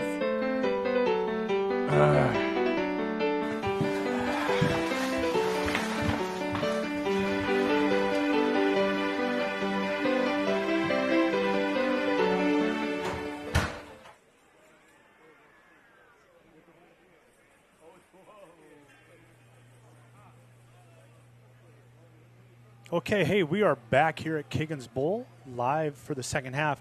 We're going to try something real quick. VPS Game Time technical crew picked up a telestrator for us. This is the first half pick by Cameron Crooks. Mr. Valencia is going to break it down for us. I got to tell you, I was a defensive back 100 years ago and 100 pounds ago as a defensive back. But watch this quarterback. Quarterback's eyes. Oh, if we can go back on that, that'd be cool. Was just staring down. Here we go. Here's Crooks. Cameron Crooks. He's staring at the quarterback right now before the play even starts.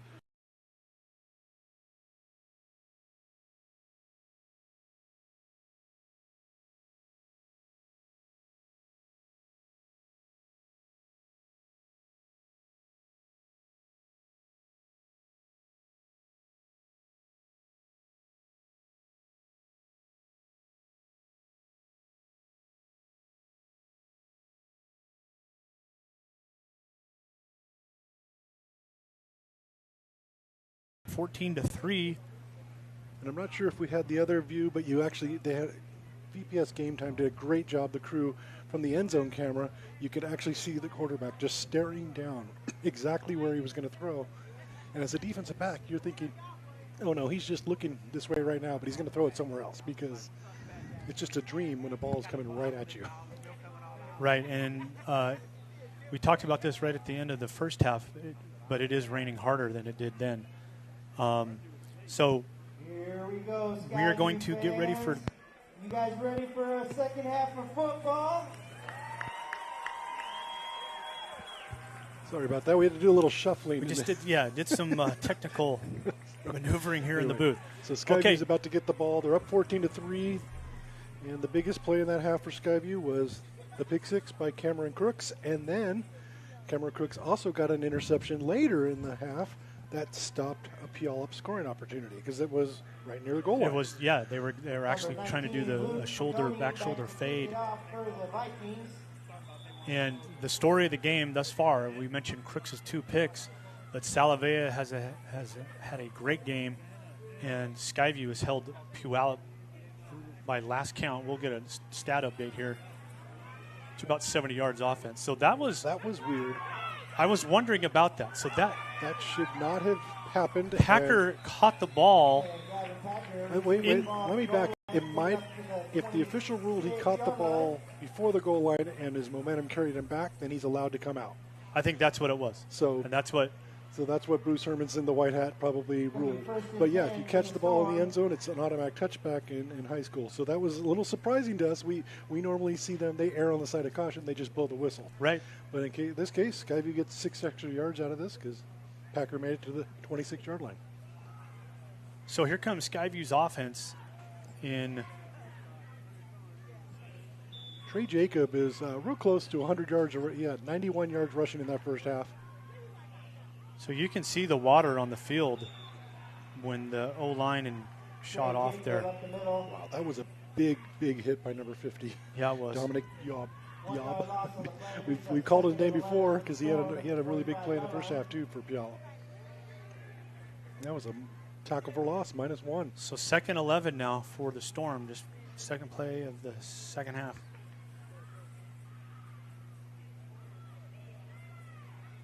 So Jacob and Kennedy gets the new play call.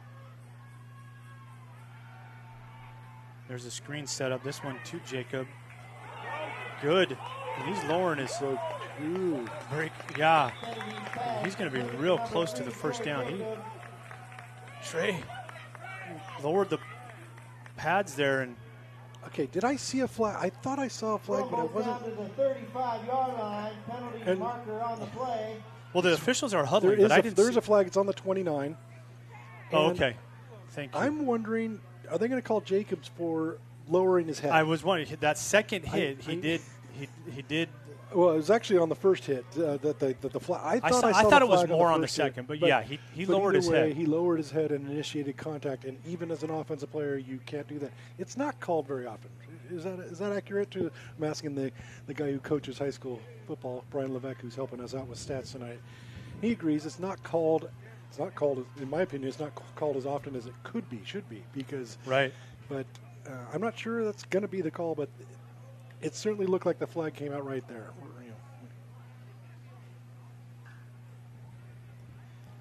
And it's such a long discussion, I think the officials realize that they don't call this often either. So that's just my guess. So the officials are getting this sorted out. Yep. They called it on Puyallup? And, they called it on both teams. Both teams. Okay, what do you do then? Offsetting targeting penalties on each team. So is this going to be one of those things where they mark off 10 yards or 15 yards and then come back 15 yards? Which is an interesting high school rule.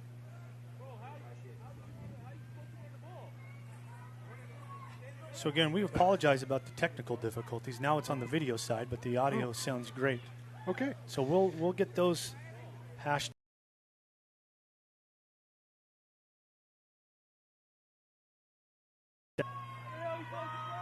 So after all of that, I'm still not quite sure what happened. It looked like offsetting. And so it's just down over. It's second and 11. Second and 11. So they called offsetting penalties. And yep. Yeah. All right.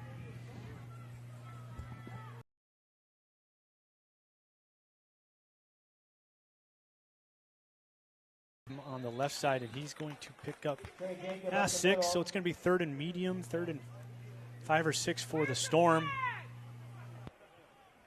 I'm waiting to hear if anybody's building an arc on the sideline. I did ask Coach Kaiser before the game if he had any messages to loved ones if he drowned. So here's the third. Oh, kind of a busted play. But he. Good job there by Kennedy to try to get that, and that was. Again, yeah, both sides have seen this. I don't blame.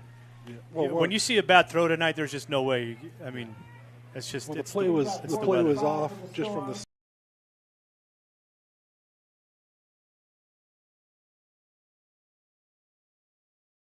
Right about sportsmanship all the time. I've been doing it for 20 years in Southwest Washington. So, punter Brady Davis, talked about him in the first half, and Leno Reinhardt of Puyallup.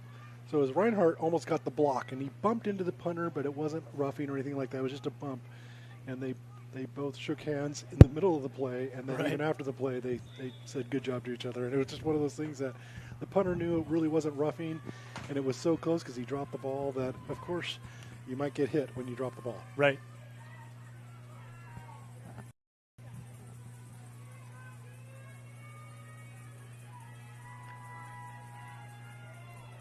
So here we are. Puyallup's about to start first down here. I'll get to my thought in a minute. Oh, And that ball was tipped at the line of scrimmage. I thought Skyview, just how long that ball was going to be in the air, I thought Skyview might be able to pick that. So it sounds like our video technical difficulties are good to go. Go ahead, Paul. Who tipped that? Ty Evans with the tip. Okay, so 2nd and 10 now for Puyallup. You know, he's big enough to fill 2 defensive linemen. He's big and strong enough to be 2 defensive linemen at the same time. So 6'3", 285 for Mr. Evans. So here's that fly sweep motion again, and he does get. Is that Durant? That was the handoff, and he's going to pick up the first and drags the Skyview defender 4 or 5 yards. It's a little bit of life for the Puyallup offense right there. Right, there you go. We haven't seen much of that again. No. So I was just about to say before Puyallup started this drive it's been a strange game. I mean, Skyview was ahead, seconds into the game with a defensive pick 6. Then they get up 14-3 eventually, and they've had that lead for a while. But this game is not over because both defenses are playing strong. So that might be the first stat for Durant tonight, and what we've talked about is he's the number 8th rated receiver in the state of Washington for juniors. So 2 receptions for 6 yards. 2 receptions for 6 yards. Oh, so that was his first carry, though. First carry. You're right. Okay. So there's a kind of quarterback trap.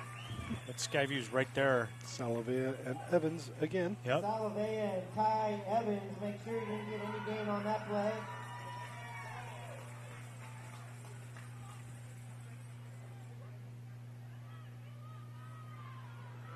Okay, so here we go. 2nd and 9 now for the Vikings.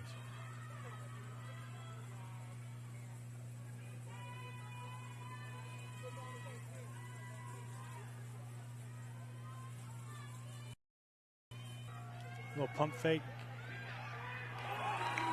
Good D. Good D by, that was Jonathan McAtee coming over in the safety position to knock that down. I loved his effort and his execution there. It was, if he gets the interception, great, but the main thing is to make sure the ball is not complete. So he went with the idea of knocking that ball away. Right. If he picks it off, great, but the main thing was, get it away from the receiver, and he did just that. Perfect timing, perfect. So Puyallup is in a concerted effort now to get Durant going. They were throwing it to him. And this time, it should be an incomplete. That's incomplete. I thought for a second maybe. So again, this is just. So a little bit of life with that first down run by Durant, and then nothing for Puyallup, and we're going to punt and play some defense. Well, Evans was in his face. So Evans and Salavea again, and forced the punt. So good DB play by Storm as well.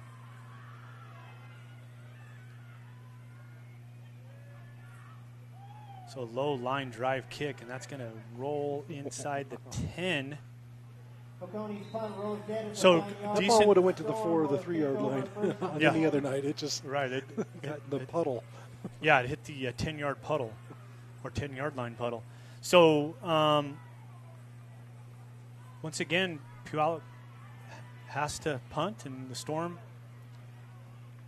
they have 91 yards to go, but they're with 11-point lead and 8:48 left in the third quarter. Student section. Fans in the seats. All right, so here we go. Here's the snap to Kennedy and the handoff to Jacob on the left side, but Puyallup is there to bottle that up. That hasn't happened much to Trey tonight. It happened the first drive of this. You're right, too, it did happen. Clearly Puyallup did some adjustments and figured, let's try this. So now Skyview will have to adjust to that. 2nd 11 for the Storm. Jacob looks like he was, I don't know, he got up favoring the foot a little bit, and he's hopping out there. I don't know if he's cold or if he got kicked in the calf or something, but here we go. He's going to have to hold still.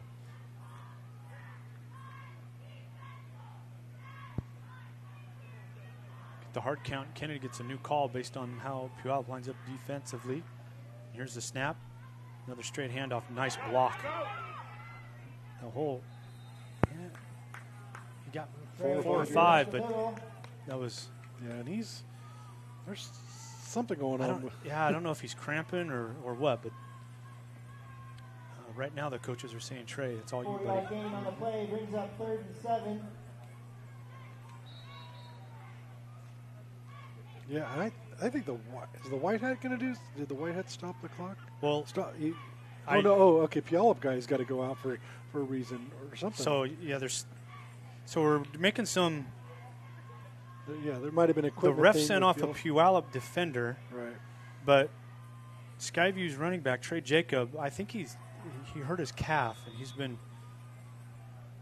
but he didn't go down like he's injured, so the White Hat's not going to call it for him, and he didn't get a sub. So here we go. That was a great run. Oh, I think he's going to be a little short. He is going to be a little bit short. And that, by the way, is 4 more yards?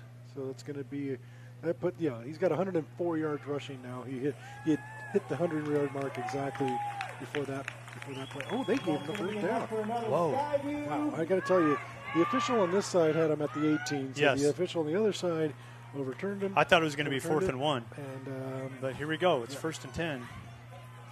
So the Storm, and the best thing for the Storm right now is that clock is ticking. They have an 11-point lead. And you can see now that once they picked up that first down, they have slowed some things down offensively. I'll wait till this play's over. So back to throw, and again, wet ball, wet everything. Yeah. So that was off. Look at that's hand. great. That's a great viewpoint from our cameras. It's just.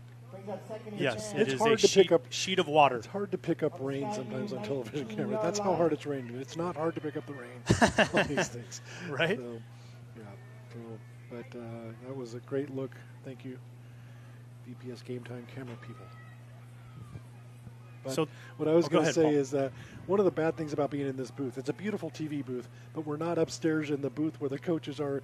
We would have been hearing the Puyallup coaches swearing and getting mad at that last spot on that play earlier. So Kennedy with the pull off the read, I would just be careful about dancing too much with the wet ball. He does eventually go down easy, but he's going to lose. It looks like 2, so it's going to be 3rd and 12. Lots of 1 yard on the play. By the way, that was just great defense too, because that was Wyatt Gordon right there. It's that whole read thing. And Kai Richardson. If he would have given the ball to Jacob would have lost 4 yards. Right. I mean, they just had that play covered. They were going to get the ball carrier no matter who the ball carrier was. Got an injured Viking on the field. Oh, he just got up. Good deal. Okay, good. But it'll be 3rd and long for Skyview. Again, Skyview's been in control, in the lead for almost all of this game. In control. And here we are. If Puyallup scores the next score, it's a 1-score game. Isn't that crazy? It's just, if you let a team hang around, and I'm not saying let a team, because Puyallup's played great defense too. So they've earned the right to be here. But for the Skyview Storm, they got to be thinking, gosh, we got to punch one in sometime. Get some breathing room. So Skyview, they bring in a new ball and they line up. How are they going to set this formation up? So they're going to go. I could see him doing the hard count again, try to get 5 of it back before.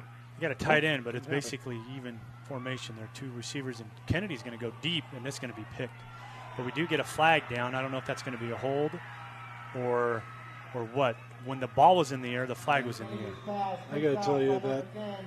I mean, I'm not down there. I don't know. I'm not down there. If that's holding or PI on Puyallup, I can understand it from this angle if Puyallup is very, very upset at this call. If this is on defense, I'm not saying it's the wrong call because I'm not down there, but that was a throw the ball up the middle as a jump ball, and. I mean, again, it's a bailout call for a. Yeah, not a very good pass. Let's just say it. It's not a very good pass. No, that I respect Kennedy's game, you know that, and I'm not trying to criticize him, but that play was weird. Now, if it was defensive holding the whole time or PI the whole time, and that's why it was intercepted, then we want that call made. But just live action, looking at it without seeing the replay. Yeah, I didn't see. I'd be pretty upset if I was a Puyallup Viking fan right now. So that is on Puyallup. And it was enough for a first down because it wasn't. Remember, it's not automatic first down, but they only needed 12 yards and they got 15 for the penalty. So now we'll get Jacob here, probably 2 times. And he picks up 3. Okay, Jacob on the carry up the middle.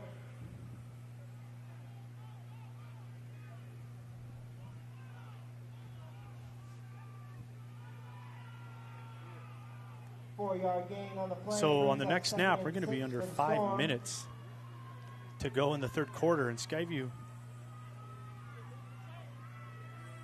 got this ball with about 9 minutes to go. So, and this has just been, this is fine. Move the ball a little bit and take a bunch of time off. So this time, this is just a straight run by Kennedy. I don't know. The way Jacob lined up there, I thought for a second maybe an option, but there was no way I would ask the kid to pitch it in that weather. Right. But again, it's high school football, so you never know. 4-yard gain. Third and short. I expect Jacob to get the ball on this one. Yep.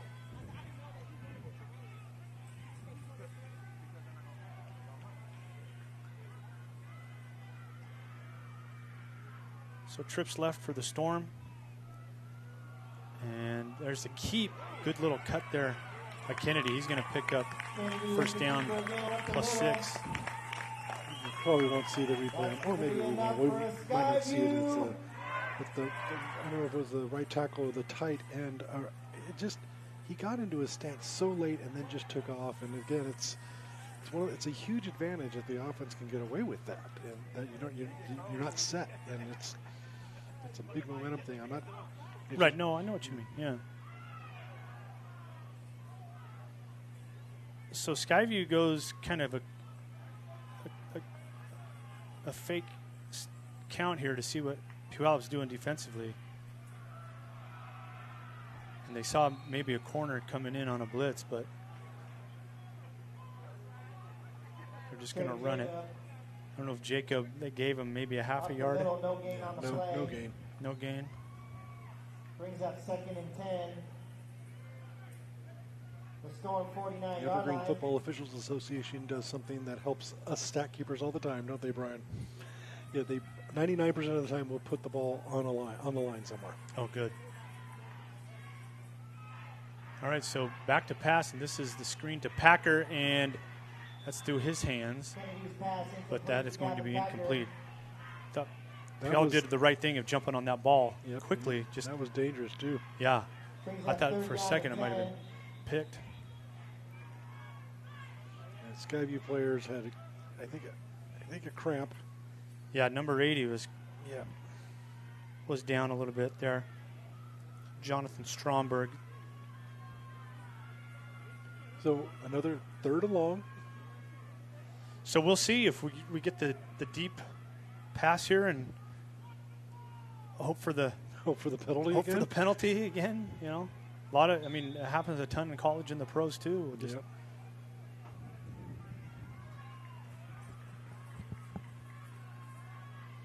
But in this weather, Skyview has done its job on this drive. They've gone absolutely. A couple first downs, about 6 minutes. And if they have to punt from here, that's okay. Yes, it is.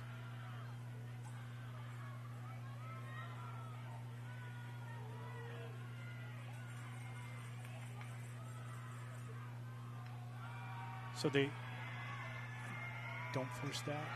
I thought for a second he was going to try to throw that on his way down. Play.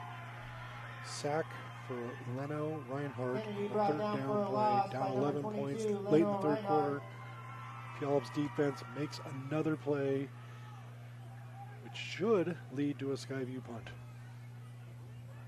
That'll bring up 4th and 13. But again, with the weather and the long snaps, we've seen some interesting long snaps, and What's going on here? It is 4th down, right? They're They're going to do a quick kick, but yeah. And I'm wondering if part of it is how often, we've already had one block punt by Puyallup special teams. Puyallup got one block and almost got a couple more. And the long snap has been rough. So I think that was an adjustment by the Skyview coaches to say, let's get the quarterback in there. It's a little bit longer than just a shotgun snap now instead of the long punt snap. Right. And, why not? And get the ball down there. So Kennedy with the punt that time, and it was a low line drive punt, and he got the roll. And Puyallup's going to get the ball at the 13, with 2:55 to go. Vancouver Public Schools has begun work on its new strategic plan, its blueprint for the next 5 years. You have the chance to weigh in. Share what you think the district should be focusing on in a new survey. You can find it on the district website. Later this year, you'll have the chance to participate in in-person panels and discussions. Perfect timing, Tony. Thank you. There's a little swing route and positive yards for Puyallup Vikings. Going to be second. 3. A little pass to number 20-something, and I can't tell if it's a 22, 23. Yep, 23. Ty Balzerini. I like that name, Balzerini. Yes. So, Puyallup second and short. Oh. One, I was surprised that ball got through to him, and then he almost made a great catch, and then it couldn't haul it in. So that was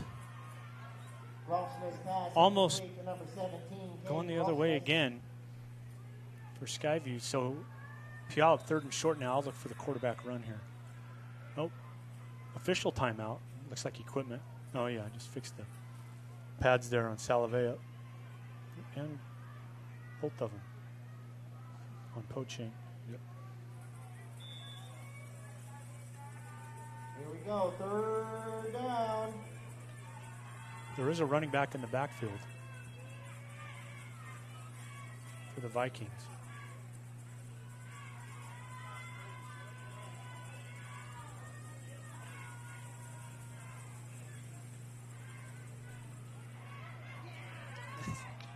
I think that was kind of a weird run blitz, right? And yet he squeezed through there. Squeezed through there and got the first down. I believe they gave him the first down already. Yeah. Don't have as many measurements when you always start the ball on the lines. That's what I think the right association does. So it helps everybody out. But first down Puyallup. And that was surprising. I thought Skyview's defense was perfectly called, and then that guy just made it happen. Got exactly 3 yards.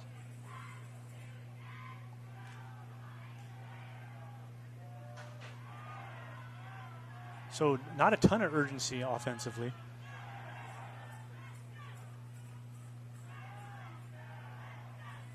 So they swing the back out. They're going up top, and that is going to be a nice catch and a good hit. And number 4 for Puyallup. Dane Parker. Dane Parker holds on to that. Air Force Academy recruit. There you go. Huge hit by number 1, Johnny. You call it recruit when you go to a military school? I don't know. Anyway, he's on his way to Air Force. He's pretty darn good. Be enough for a Vikings first down. But I'm still going to say go Army because. Well, it's okay. Veterans Day, a week from today. Yes, it is. Thank a veteran. Thank you, Paul. I fished for that compliment, didn't I?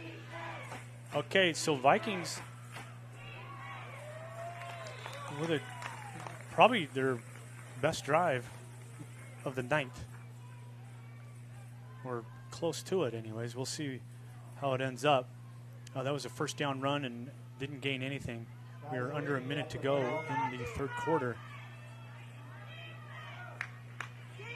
Because they got here to midfield, now are you starting to think 4 down territory? I was just going to ask you that. I think you probably have to go, especially as we enter the 4th quarter. Skyview took 6 minutes off the clock its last drive, right? It didn't do much, but they don't need to do much. They just need to kill time. So there's a nice run on 2nd down. Just going to be, well, we'll see.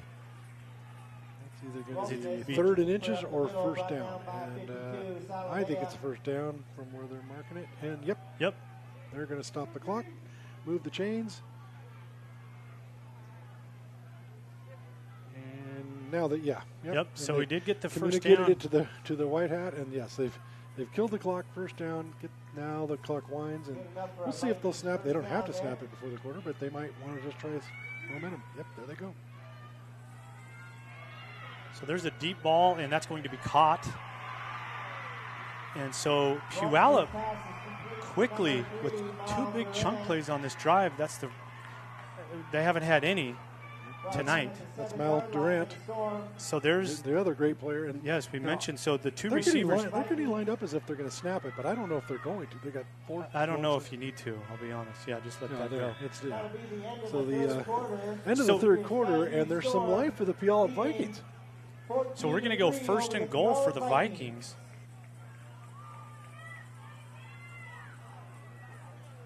And I really like. Here's the replay of Mal Durant with that catch, and my favorite part of that play was Tony with the prediction play-by-play, because he actually said caught it before you actually caught it. So no, our audio is not. Our audio is in sync with the action. Yes. It's just Tony just saw it before anything. I did see that. That guy knows so much. Thank you. So even in the pouring down rain, 2 big chunk pass plays by the Vikings. We're going to start the 4th quarter with a 1st and goal at the 6. All right. While we wait for this long walk, one side to the other. Right. So Skyview has won 3 consecutive Week 10 games to get to the state playoffs. Well, let me back that up. That's not the last 3 years they've won Week 10 games to get to the state playoffs. So this would be 4 in a row. They've actually won a lot more Week 10 games in a row, but in 2016 or 2017 they didn't make the playoffs. Oh, okay. So they didn't even have a Week 10 game. But in 16 they won, 15 they won, 14 they won, 13 they won. You got to go back to 2012, the last time Skyview made it to Week 10 and didn't win this game to go to state. Okay.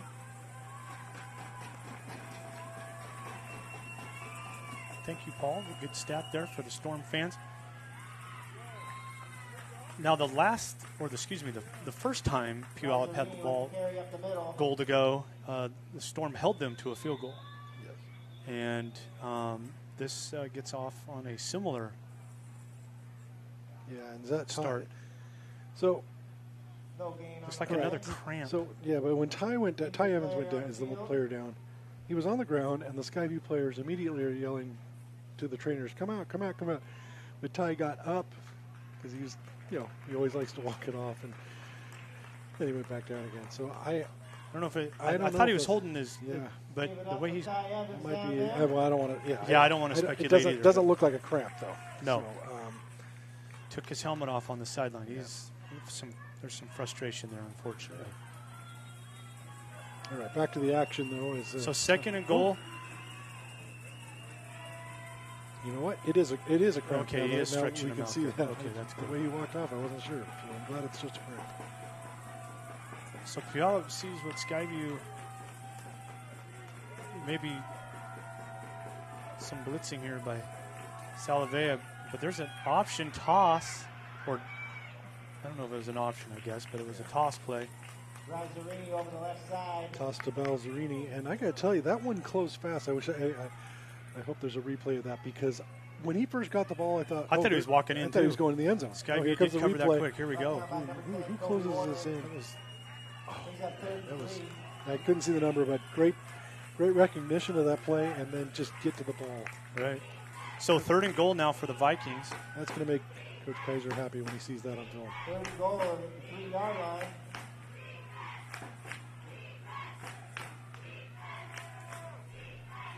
There's just a straight run, and good hit. It was, that was a good hit. And got him low, got him high, but the high hit is what pushed the quarterback back, because if he gets hit low again, he's going to fall forward. Rolf I thought he was going in. So it's 4th and goal. Here we go. With 10:18 in the game now. No, Rolfs is 6'3", 205, but he is. No, he got in. I think he's in. Yep, we got a signal. He's in. Yep. So Puyallup. What we talked about since the second quarter, Joe. Yes. If Skyview doesn't score, then the next score makes it a one-score game, and anything can happen. And here we are. So, and we also told everyone that the weather was going to play a part in this game, and it has. It just Skyview's passing game is off. Yep. A couple of big plays there by two good receivers for Puyallup. Ooh, are they? So they do the swinging gate action here. Yeah, might try to go for 2 to get to within 3. And it looks like they're going to. And this is just a straight run, and he's going to kind of, I don't know if walk in is the right term, but that was Velasco coming back in. So the 2-point conversion is good by Jacob Velasco. So well designed. Well designed. Got him wide open for that. With 10 minutes and 2 seconds left in the fourth So quarter, usually the way those work is once you shift the lineman over, you see,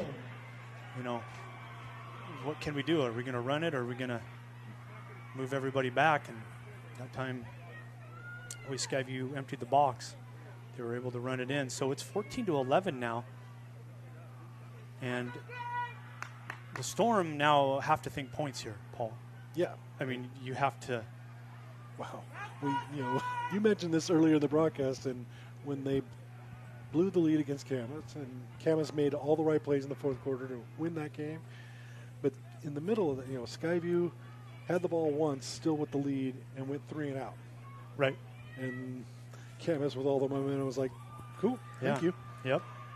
So, it's not, so Skyview still has the lead right here, so they can't go 3 and out. They can't do that's the goal. They got to sustain something, take some time off the clock, and score. And of course, the goal would be to score a touchdown to get breathing room again. Right. So 10:02 left in the game. Puyallup ready to kick off. Back deep to return for the Storm.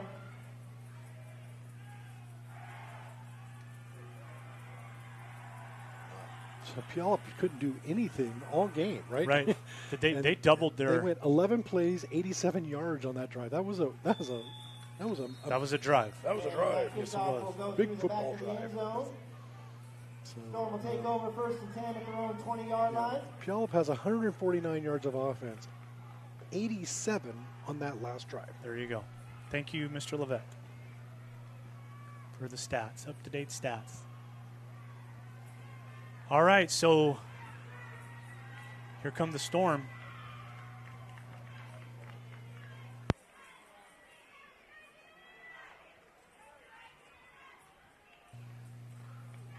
Even a couple of first downs help you, but you need points. You definitely, as Paul mentioned, you do not want to go 3 and out here. So Kennedy with the keep. That Puyallup defense. Yeah, they've really stuck him in the second half. Adjustments that the Vikings made at halftime are been pretty special.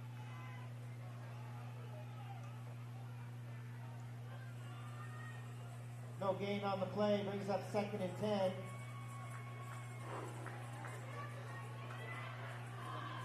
All right, so here it is, 2nd and 10 now.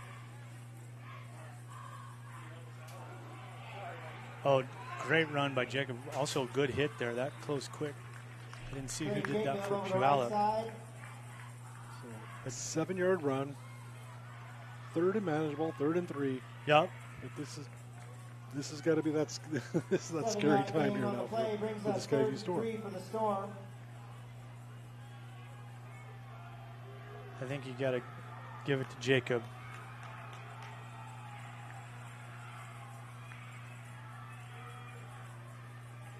Puyallup's got, let me see here real quick, they're going to go 8 in the box.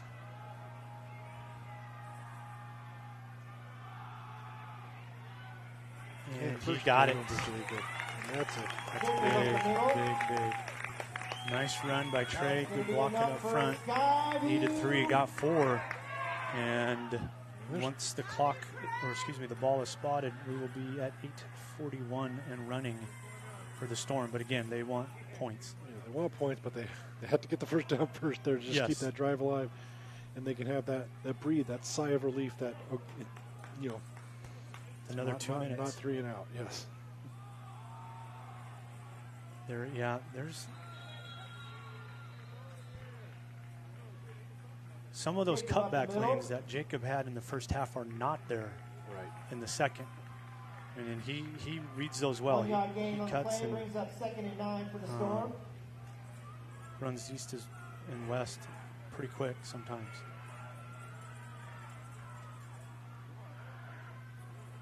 Mix it up. Okay, so 2nd and 9 now.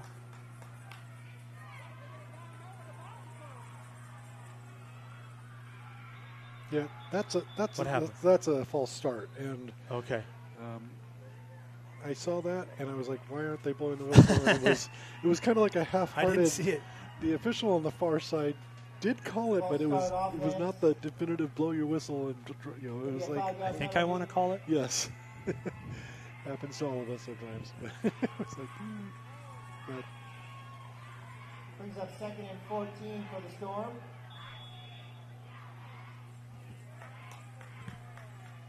All right, so 2nd and 14 now, but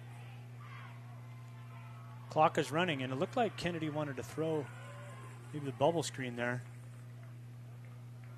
This time he is throwing screen to Jacob, and they ruled incomplete. What happened? They ruled incomplete. Was it? Pass incomplete. I think. Intended for Trey Jacob. I know this guy called it incomplete and blew the whistle immediately, and I think the umpire came in and also said incomplete. So. All right, then it was incomplete. Well, it doesn't matter. It doesn't matter if it was or wasn't. Right. No, they called it. Two people called it incomplete. So now it's 3rd and 14, and the clock has stopped. Yeah, the only people that matter called it incomplete, and I'm not. We're Right. so far away we could not see that. But Skyview didn't really argue there. No, they didn't. So I'm assuming it was an incomplete pass.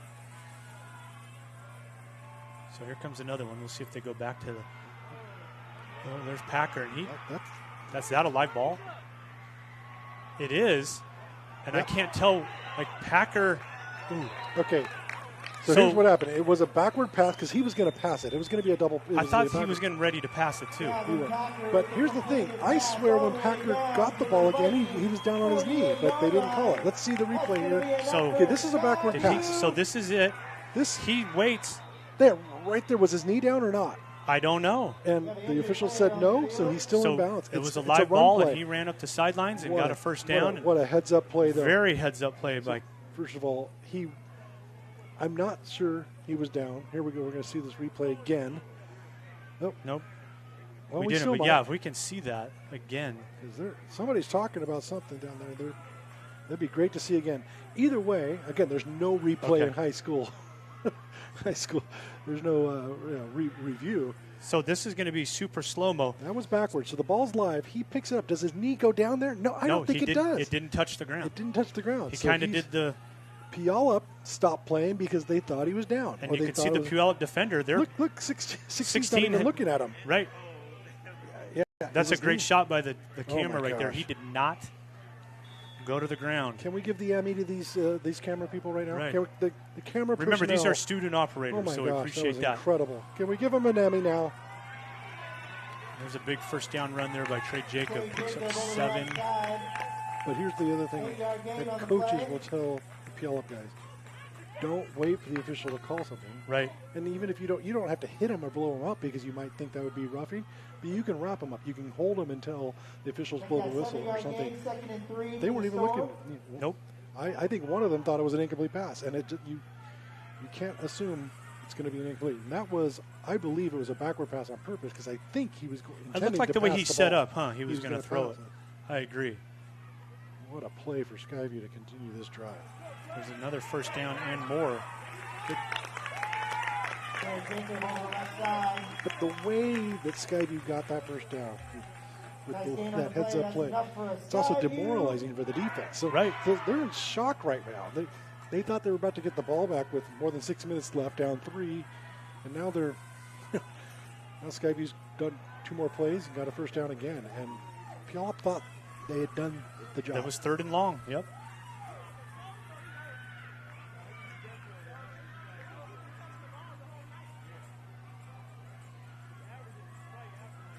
So here's another first down call for the Storm. My guess it's nope. Probably another flag. They're far side.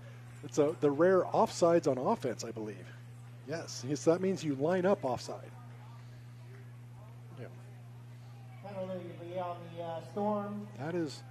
That is something you rarely see. Right. Offside on the offense. The receiver is supposed to ask that guy, am I on? You do see, you see false starts all the time, but you don't see a guy line up offsides. 5-yard penalty on the play. So 1st and 15. Well, Skyview's got them right where they want them now. Right. They've been playing At the Vikings 38-yard long distance football all game.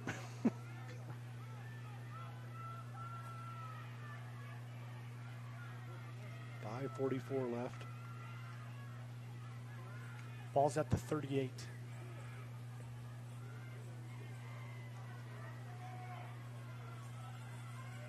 And here's the snap. And there's the keep.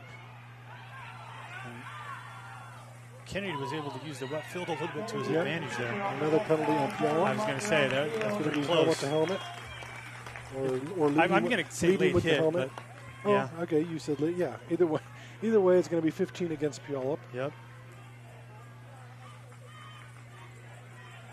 There's been a couple of calls where I would think if you're a Puyallup fan, you'd be going, man, that was bad, or that was rough, or right. I can't believe that went against us. That one, though, I think, I don't know if it was late because I can't see the sideline from here. Players, yeah, but they're doing personal foul to the helmet. Yep. Okay. So that's what I saw, but it could have also been late too.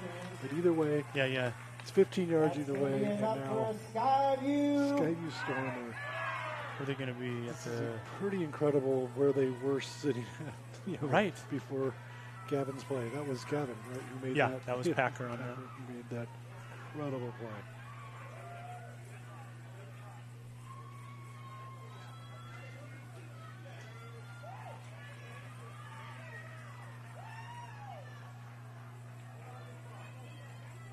Okay, so after the penalty, it's 1st and 10 at the 18 for the Storm. 5:21 left in the game. Puyallup had just scored. It looked like a couple times they were going to get Skyview offense off the field.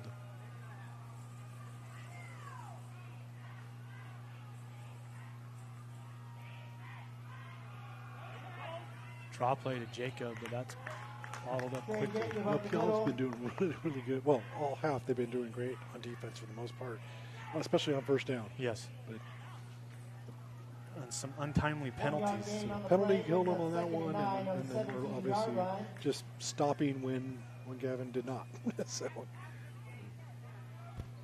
just under 5 minutes to play here in the Packer fourth did not quarter. stop on the play. Puyallup did, and he gained 34 yards to keep this drive going, and then the penalty.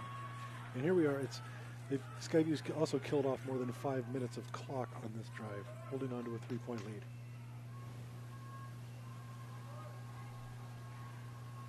There it is.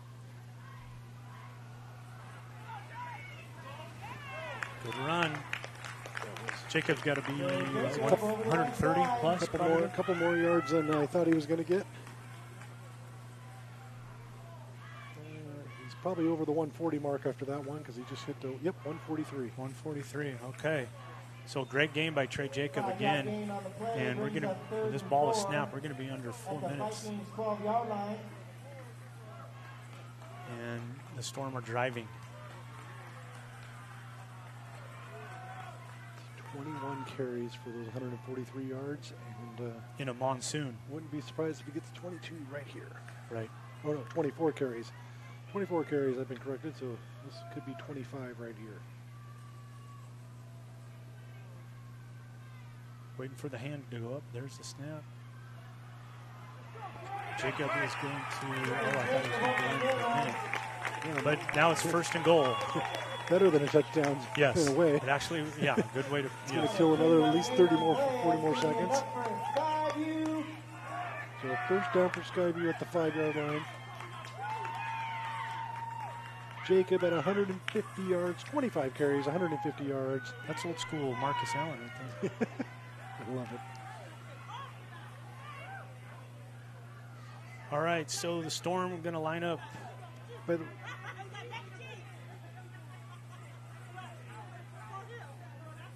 The Skyview, though, waiting until the hand goes up for 5-second warning.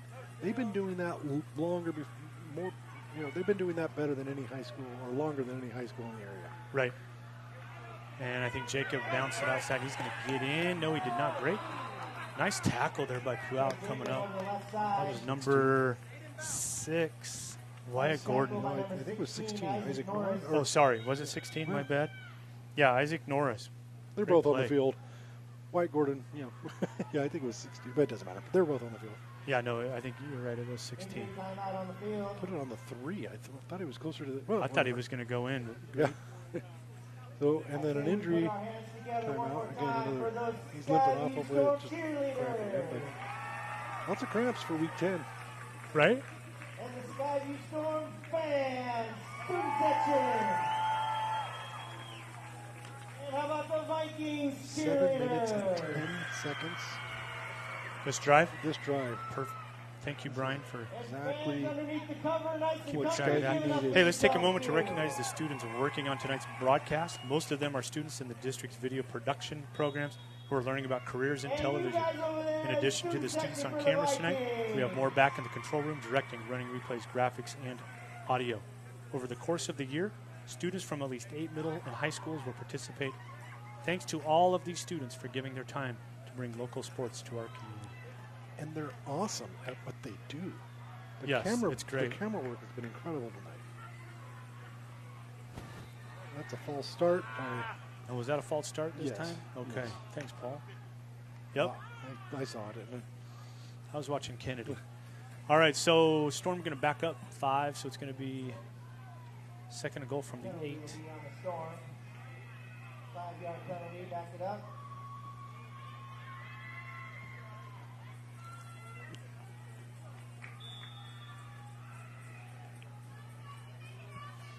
So again, this wouldn't be a Skyview drive without a Skyview penalty.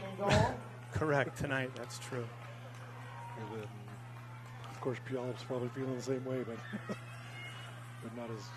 That was an easy call. That was clearly a false start. But we are going to be at 2 minutes right here. And then Kennedy with the keep, and ooh, nice.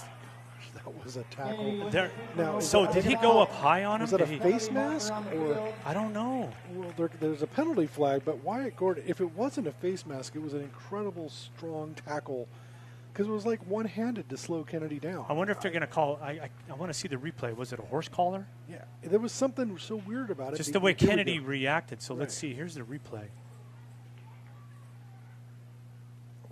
Oh, you know what? I think he got his jersey, and I. Nope, they're see, they picked it up. They're waving the flag off. Okay, I think he got his jersey, but his head kind of the way his head, yeah. So it looked like the face mask. So another official came in and said, "I don't think he got the face mask," and they moved off. Now we got a timeout. Puyallup, 1:57. So now, I mean, if you're Puyallup, right? Yeah, it's going to be it'll be 3rd and goal, and so I'm wondering, Paul, here for Skyview. 3rd and goal from the 5. You want the clock to run. Do you run it here, or do you gonna go for the touchdown and try to pass it? I think you run it here because it forces Puyallup to call a timeout again, so they'll have one less. And you can still decide to go for it. Correct. And you just say, okay, Puyallup, you got to go 95 yards in. But you force them to take a timeout if you don't make the touchdown, and then on 4th down you can do whatever because the clock's going to stop after the play no matter what. Sure. So. But the thing is that I like the idea of forcing Puyallup to call another timeout before you give him the ball again. Probably run it on 3rd and 4th, and then all the timeouts are gone. We'll see, though. Then, I'm thinking get some points, but this is part of that chess match here, strategy. Okay, so big 3rd down for the Storm. I'm thinking roll out to the right. Nope. Oh, he didn't get in. Gosh. Great tackle. Those. Number 4. There he goes. There's Dane Parker. Yep. And there's the timeout. And now. The Puyallup coach running onto the field. See, I like what you just said. So if you kick a field goal here, you're up by 6. And then Right. you have to kick off and anything can happen. Now, most of your kickoffs go in the end zone, so they'll be starting at the 20. If you go for it here and don't make it, you're going to force Puyallup to go 98 yards. Right. And that was well. And Ryan Levesque is the one that said run it on 3rd and 4th. Looks like they'll mark the ball about the 2 Yeah, just I mean, as you play the clock management piece, right? Yeah. I mean, see, I'd still go for this because the worst thing that happens, the worst case, is, for Skyview, you don't get it, but then they have to go 98 yards to beat you, or let's say 65, 70 yards just to get into field goal right. range, and the way your defense have played. And I have no idea how good Puyallup's kicker is, and right. maybe you got to get 80 yards to get in field goal range. Who knows? But right. So it looks like they are going to go for it. I don't see the kicker out. No. So here we go. So 4th down and goal. I mean, again, we talked lauded Trey Jacob tonight. Anything in the playbook though, because the clock's going to stop no matter what after this play. Oh, did he jump? They didn't call it, but he's going to get in. But there's the flag. There's the flag. But that could be holding. I mean, who knows what? That is such a weird. Well, everything about that play was weird. Well, it was some of the Storm thought it was going to be offside, so some of the Storm didn't even continue the play. It looked like, but I know it was weird from the get-go because they thought it was offsides, but he still scored. And I'm wondering. Well, no, I don't even want to. Yeah. What I'm about to say would be so stupid if I was wrong. I'm just not going to say it. Gosh. Don't say it. Don't say it, Paul. Let me be your conscience. Can we get a? Well, they're figuring this. Well, no. We'll wait. Here comes the official. Offsides. Nope. Dead ball. They did call false start instead of offside. So it was a very, very late. It was like what? Something happened pre-snap that we know was off. Something did happen pre-snap, but I thought it was on Puyallup. So you know what? They also could be. I'm just trying to guess what they called. That guy down there doesn't normally call the false starts, but maybe the center did something with the ball that's just a little off, or maybe just a little hitch with the ball that caused. Oh, I see what you mean. Right, it caused what it looked like to be offsides, but the whole play was just messed up. It really was just weird, wasn't it? Yes. So, well, yeah, those guys pulling, and then they looked like they stopped. I don't. Yeah. They were running. It looked like power. And we also, So here's the replay. Let's watch the ball this time too. The right tackle. I heard that he might have left early too. Oh, yeah, he did. Yeah, he did leave. The right tackle. 50 left early, and then the tight end also did a little hitch. Yep. So maybe, but you see, it was everything about it was off. But I just don't want to say that was the wrong call. It was weird because you normally, if it's false start, it's a false start immediately. Right. And that's what. So that was weird. So fundamentally, the officials didn't do that right, but they might have got the call right. Yep. Let's that's a good way to put it. So now field goal attempt. No, is it a? No, I can't. No, they're still going to. No, they bring out their offense. Yep. And so, but it's from the 7 now, and like you said, runner pass. The ball is. Now they're going to pass. Yeah. So they bring in. Kennedy kind forward of pass to Packer. And wow. Oh, that was could the have ball been out? No, it was a forward pass to Packer.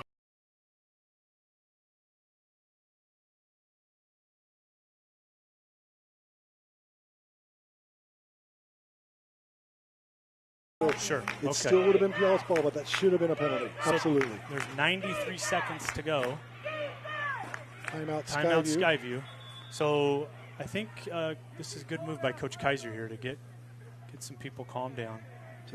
So Gavin Packer was right. There should have been a flag thrown on that. That was absolutely unsportsmanlike on it. But like you said, it's still Puyallup ball, and it's half the distance to the goal. A few years ago, I don't know. Time is all gone with COVID. The pandemic messed my whole year up. During the pandemic season, it was Union and Skyview were playing a game right here. Yeah. Oh. The Union, we were covering. We did that one and too. The Union linebacker took 2 steps after an incomplete pass and destroyed a receiver, and it was a 4th down play. And they didn't rule it. Right. They ruled it. Well, it was a dead ball. The ball hit the ground. So the defensive receiver was after the play was over. So they still gave Union the ball. And I thought, that's odd because And I found out that's the right call in high school. And I'm like, well, then you could just tee off on anybody on fourth down, like that guy just did. He just teed off on the guy on fourth down. And there's really no penalty there's other than yards for the offense. So here we go now. Puyallup's, they're down by a field goal, but in this weather, and careful. So there was a swing route there to. That ball's nary. I thought that was a good no call because he had to hit him thinking he caught it, just in case he caught it, and then I didn't think he just drilled him. You know what I mean? I think yes. So. That was to Balzarni. My apologies, Ty. So 2nd and 10, the clock stops. Let's get loud, Storm fans. Let's get this Kiggins Bowl rocking. So let's see what Puyallup.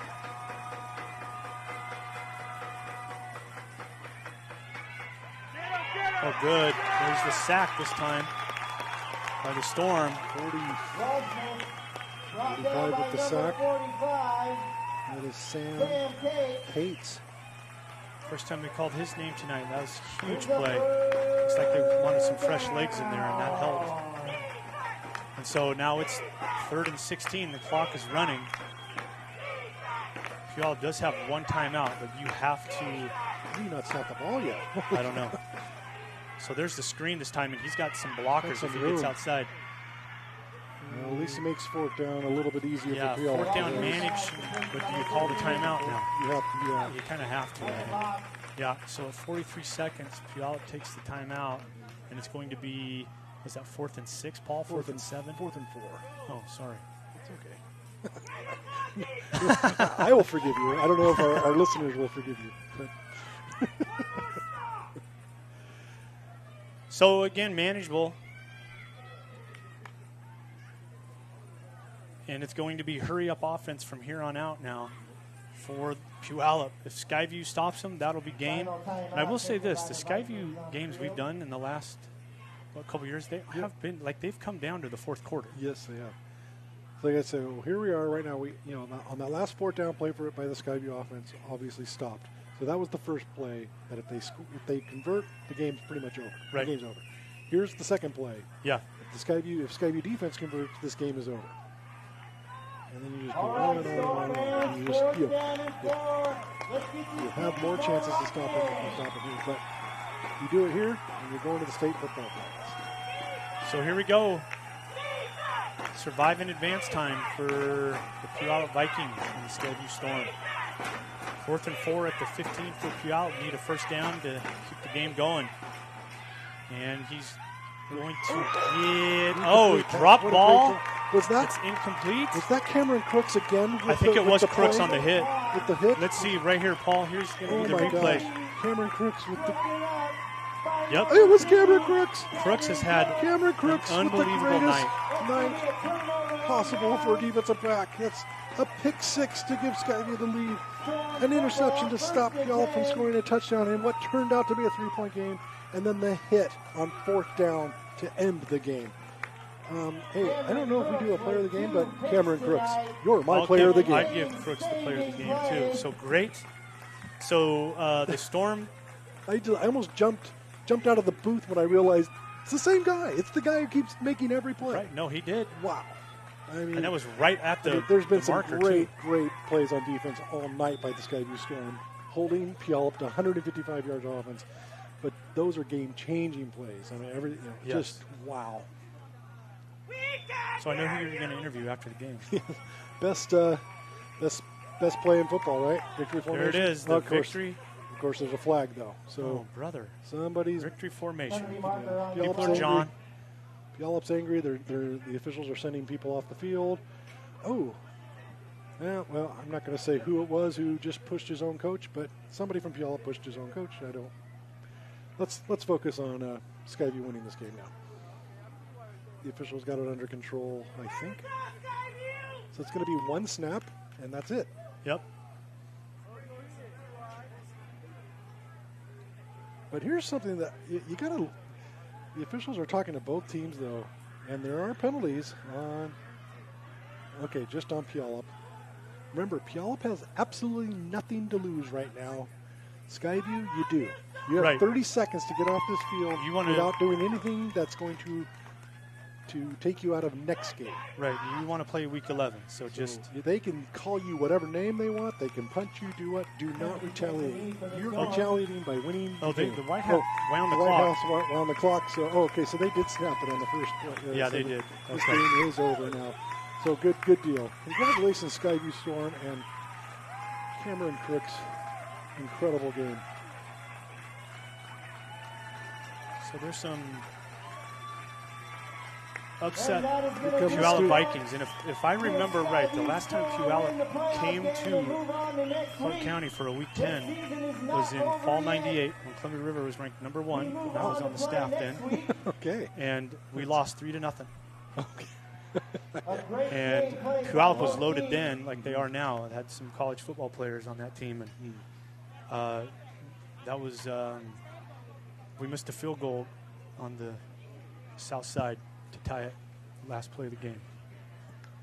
It looks like cooler heads prevailed. I saw a couple of Skyview players and Puyallup players giving hugs before they had to. You know, the handshake line is you have to. Yeah. But I'm talking about just real genuine. Hey man, love you.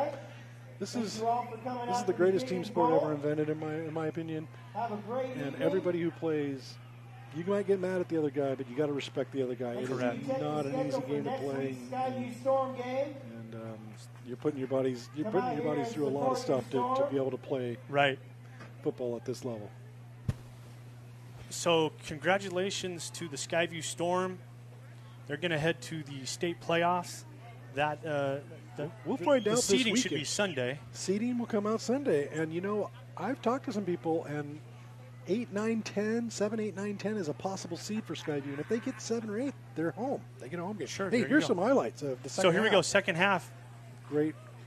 There's the Great breakup play by there. That was McAtee. Yeah. 2-point conversion. That was more of a Yeah, great on the swinging execution gate, by Puyallup Puyallup because scored the 2-point Skyview conversion. just wasn't ready for that.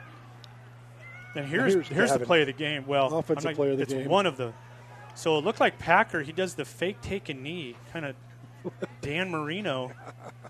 I don't know if he meant to do Circa that. 99. I just believe his knee wasn't down. And then here's the sack by Sam Cates. And then the play to end the game. Cameron Crooks started the game with the pick 6. He ended the game with a big hit and a pass defense to end Puyallup's hopes. Well, Paul, we'll like you said, we'll see where Skyview is seated on Sunday. Also, congratulations to Puyallup. He had a good year. You know, that SPSL 4A, and we talked about this at the beginning. That's a super tough league, and you know. So I'm gonna. By the way, back to seeding. Yeah. I'm just gonna guess a 9 or 10. I don't know. But I could see there's going to be some people in the committee that are going to ask that Skyview is 8 or 7, just to Sure. see what, sure. I know there'll be people battling for Skyview.